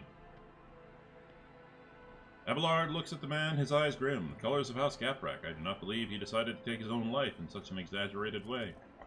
As far as I know, there is a warden post here, but I do not see any wardens. The Seneschal looks around. There's no one, There's no one to ask about what happened here, or with whom this man spoke before he died. I would like to ask Urban where the palace guard suddenly disappeared to. Examine the body.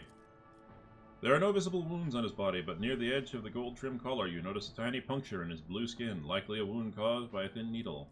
I'm gonna try to determine the cause of death. Death came for him suddenly and ravaged his body with cramping spasms, preventing him from falling to the ground. Some rare poisons have such side effects. The affected victim suffocates slowly without being able to move or call for help. Search the pockets. You discover a secret pocket in the lining of the dead man's luxurious jacket. You find a folded piece of paper inside, hiding behind a handkerchief embroidered with the initials HG. Short note, look around. And blank screen again. You are most certain that the wardens are usually stationed nearby, but their post is empty. Where have they gone? This would be an excellent question to put to Governor Drivestem.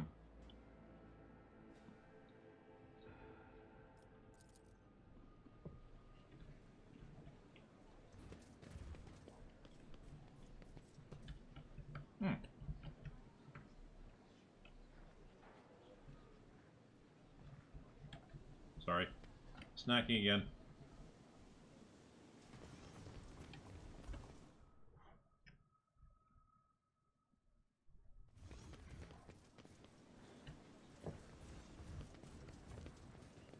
Okay, let's read that note.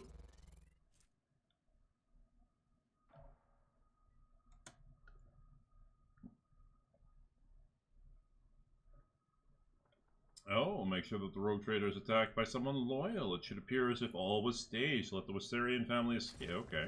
None shall stand in my way.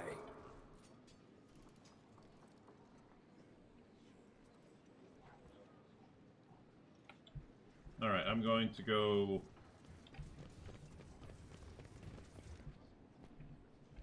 talk to the Gapraks.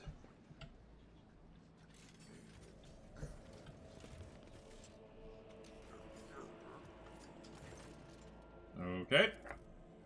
Greetings, your lordship. May the Omnissiah grant you... I discovered a dead body, a member of your house, right here in my palace. He died kneeling in prayer. Toriana covers her open mouth with her hand in surprise, and turning to her family, looks for someone among them. Halen, it can't be. Halen, was it? Tell me about him, Toriana. Halen is one of the lower-ranking members of House Gaprak, and despite his advanced age, he never held high office, but he was forever striving to better his position, even beyond his abilities. Many members of my house struggled to cope with misfortune that befell Kiva Gamma and our family. Some members could not reconcile themselves to our new position. Halen was one of them. What could have happened to him? Toriana's visor oculars are fixed on the floor, her fingers restlessly clenching in the fabric of her dress.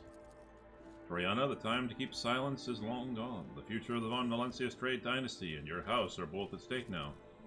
We lost Kiva Gamma, a truly devastating blow to every member of House Gaprak.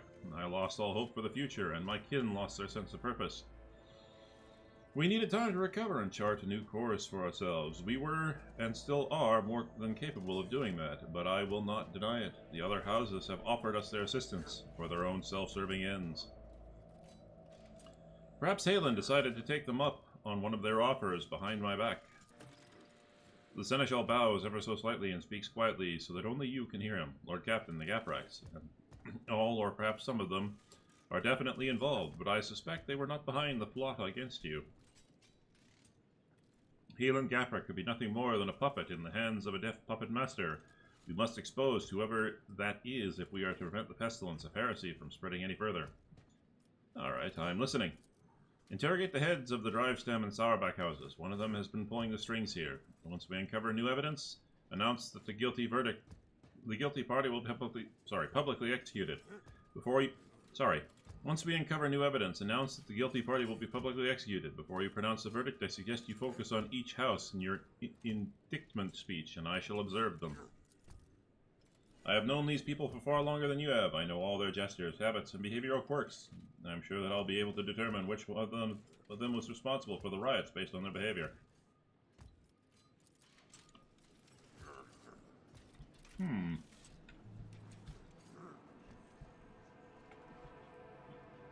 Victory awaits.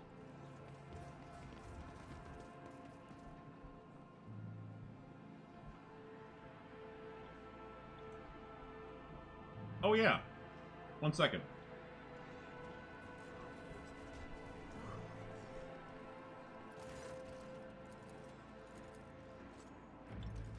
Oh, never mind. Okay. Let's go talk to the Wissarians, because you never know.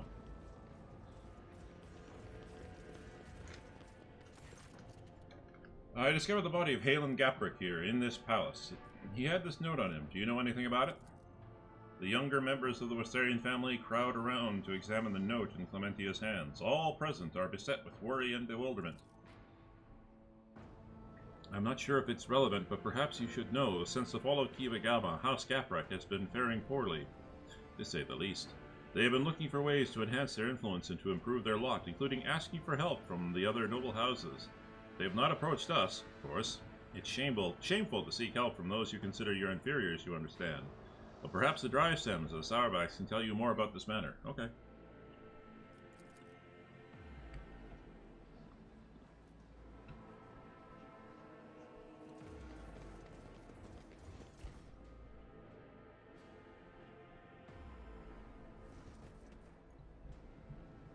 All right. I'll lay claim to the stars.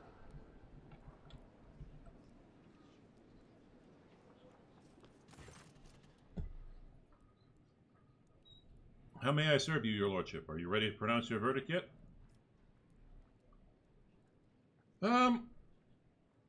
did you see Mistress Macarius Sauerback today before I arrived? Macarius, I did not see him myself, but perhaps... Have any of you seen him today? The nobles talk quietly amongst themselves, and then a middle-aged woman with a tall, extravagant hairstyle replies to you. I think my sister and I saw him sitting on the bench some distance away from the palace's entrance. We think he was accompanied by a gentleman, but forgive us, your lordship, we could not make out his face. Lead me to that place. Of course, consider it done.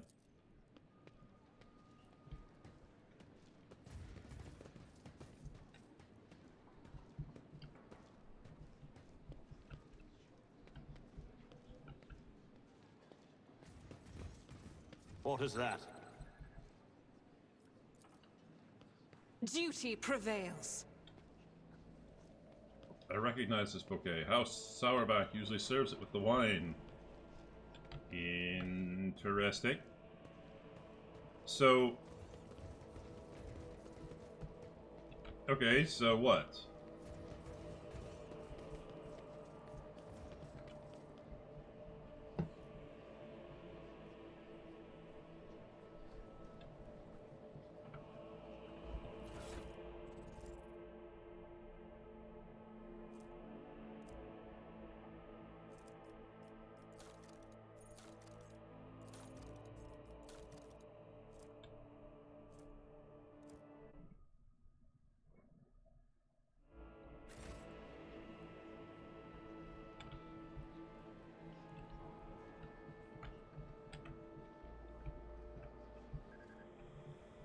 That's my personal landing pad out there, okay.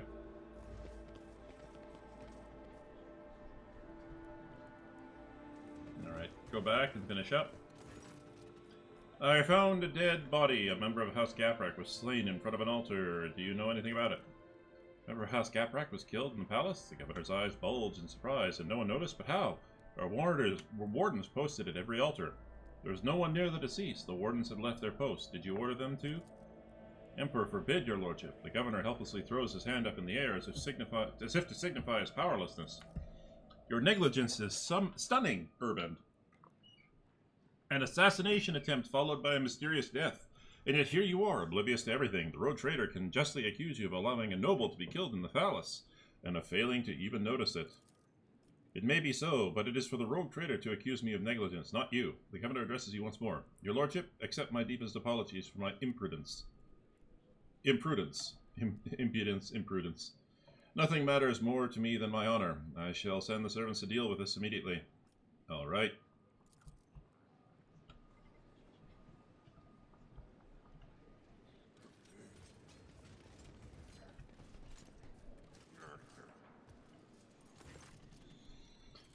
Members of House Sauerback, led by Macarius, all bear striking resemblance to one another, yada yada yada. I discovered a dead body in my palace. A man of House Gaprak was killed while praying to the Emperor. He had this note on him. Do you know anything about it? Macarius looks at the note without taking it from your hands and replies without hesitation. Nope, I know nothing about this note. Leave.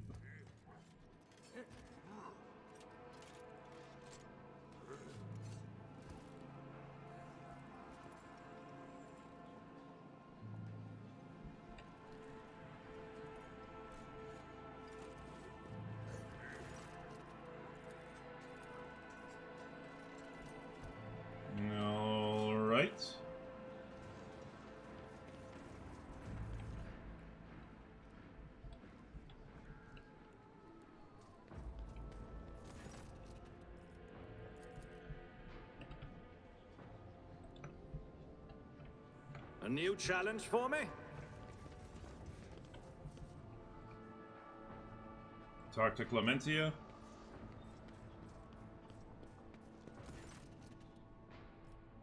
All right, well.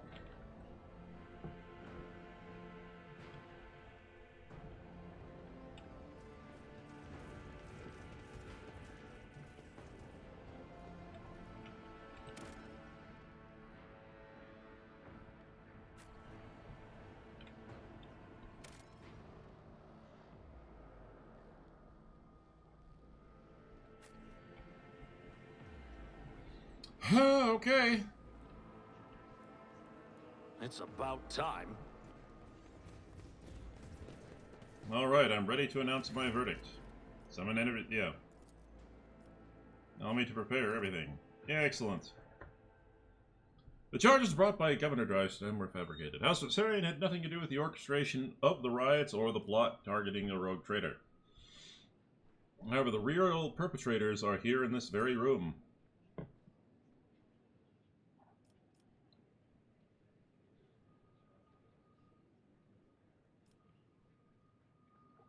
Awareness 20. Oh good, thank God. Urban Drivestem, you have accused House Viserion of violations that were in truth the result of a grave error committed by your son. Sorry. Toriana Gaprek, a member of your family, orchestrated an assassination attempt against me here in my own palace, and although he has already been found dead, his act is reason enough to forever brand your house as traitors. Mocking whispers creep through the crowd. Toriana is trembling faintly. She does not raise her head, perhaps out of fear of meeting her fate face to face. Seneschal's gaze hardens. The Seneschal's gaze softens. An elusive gesture, visible only to you, conveys the message. Toriana Gaprak is guilty only of her own poor judgment. I know that House Sauerbach offered to help the Gapraks, and the late Halen Gaprak seemed to have accepted the offer. I suspect you are responsible for his death as well. Sauerbach furrows his brow slightly and cocks his head. He averts his gaze for the first time, as if trying to remember or make sense of something. You notice restless movements behind him. Ah! Abelard narrows his eyes and scrutinizes Macarius Sauerbach and his retinue standing behind him. His sharp eyes light up when he catches the sight of something important hidden in the crowd. The Seneschal looks at you and nods as if to say, the puppeteer has given themselves away. Pronounce the verdict. In the conspiracy against the rogue traitor, I find... The air in the room is frozen with a tense, almost electrified silence. All of the nobles, some with fear and others with reverent anticipation, await your verdict.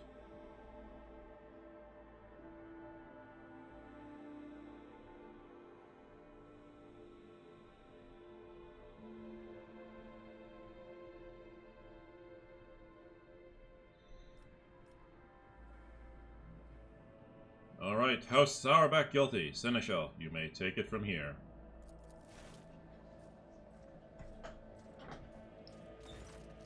Macarius, I must admit, I've always admired your bluntness. Macarius, I must admit, I've always admired your bluntness. But just as I once had to say goodbye to a promotion because of my dislike for intrigue, you and your family might soon say goodbye to your heads. Tell me now, in your blunt fashion, are you loyal to House von Valencius? Sauerbach narrows his eyes, grimacing. I am loyal, Viserion.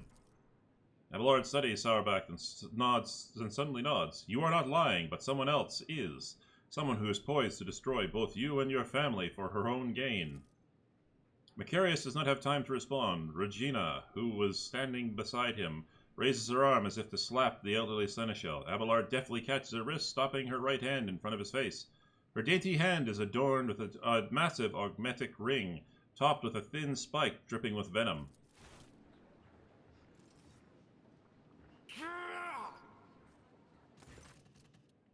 Well, okay, it was apparently adorned with a large trench knife. And apparently she ran up to him and didn't slap him. She tried to stab him. Okay, I mean, okay, engine limitations and all, but still, that was rather silly. I mean, you could have just had her poke him, but whatever. Okay, fine. Sauerbach shifts his confused gaze from his wife to Abelard, then back again. The stiff arrogance has vanished from his posture. Regina? You? Mother? Upon realizing what has happened, Hector recoils from his mother. Macarius, your bluntness makes you an open book. When I talked about helping the Gapraks, you had no idea what I was referring to. Your wife, on the other hand, her eyes started shifting like you would not believe. Regina Sauerbach, you alone betrayed the road traitor, jeopardizing the prosperity of the von Valencius trade dynasty, and you alone are responsible for your unmasking. Who aided you? There is no way you managed this on your own. Oh, of course I did. I had too many helpers to list them all, but rest assured there are plenty of them, just as there are plenty of people who follow Master Voigtveer. My death will not change anything. The true rogue trader will come and take his rightful place when the time is right. Okay, fair enough. At least you're honest. I can appreciate that. Regina, why would you do this? Like the spike on her ring, Regina's words are dripping with poison and rage. Because Dargonis is serving an impostor, the true heir of the Protectorate bears a different name. When Kunrad appeared on Dargonis, he paid me a visit and opened my eyes to the truth of the situation. Theodora was killed by the one whom she had so unwarily taken under her wing.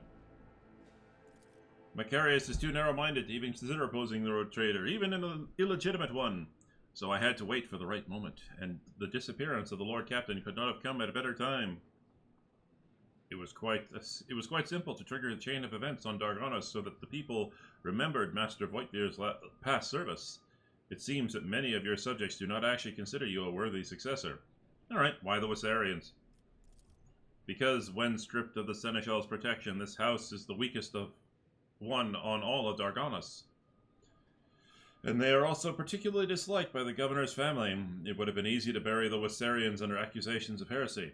Alright, why did you kill Halen Gaprick? Halen was a good agent, but he was also a coward. He came to me just before the formidable rogue trader arrived. He was ready to confess everything. I suggested he plead for the Emperor's forgiveness first. And he did grant him mercy, did he not? Oh boy. Abelard, the sentence is yet to be carried out. Finish this. Does the rogue trader condemn only the rotten apple or the entire barrel? I will not exterminate an entire noble line that is loyal to me just because of one traitor. In that case, Regina Sarbach shall be subject to the intense interrogation followed by execution. Excellent. And so the culprit has been dealt with. And from here on out, I shall be able to continuously embarrass Abelard using his family against him. Excellent. Everything is falling into place, as it should.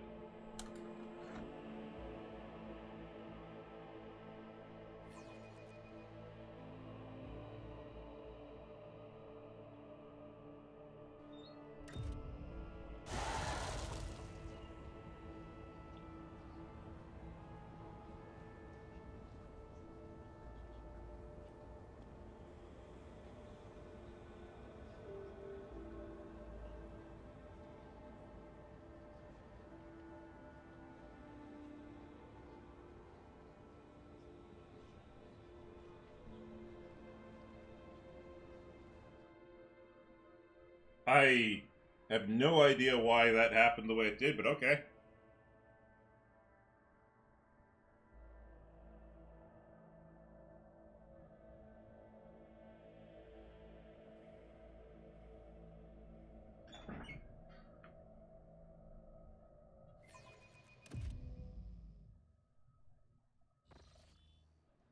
When the nobles disperse, satiated by the bloody performance, Abelard approaches you, his steps firm. Lord Captain, you have my thanks. The rogue trader should not waste time on matters that his servants and trustees can resolve, but in this case, your intervention was necessary, not for the sake of my family, but the sake of your trade dynasty as well.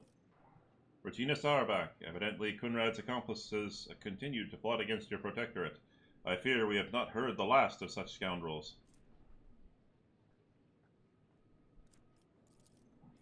Thanks to you, Lord Captain, House Osarian is saved, although it came close to being wiped out as a result of scheming without any imprudence within. A result of scheming without an imprudence within. Abelard pauses for a moment, staring off into the distance. Sometimes I think about how much I could teach them. I could ensure they survive in the future without me. What are you going to do now? I need time to reflect upon what happened and the role I played in it. I think I'll be ready to resume this conversation later, when we are back on board the ship. Abelard bows to you deferentially and turns away, lost in thought. I will never accept Abelard leaving my side. He will be there, so that I can embarrass him, using his family as a tool.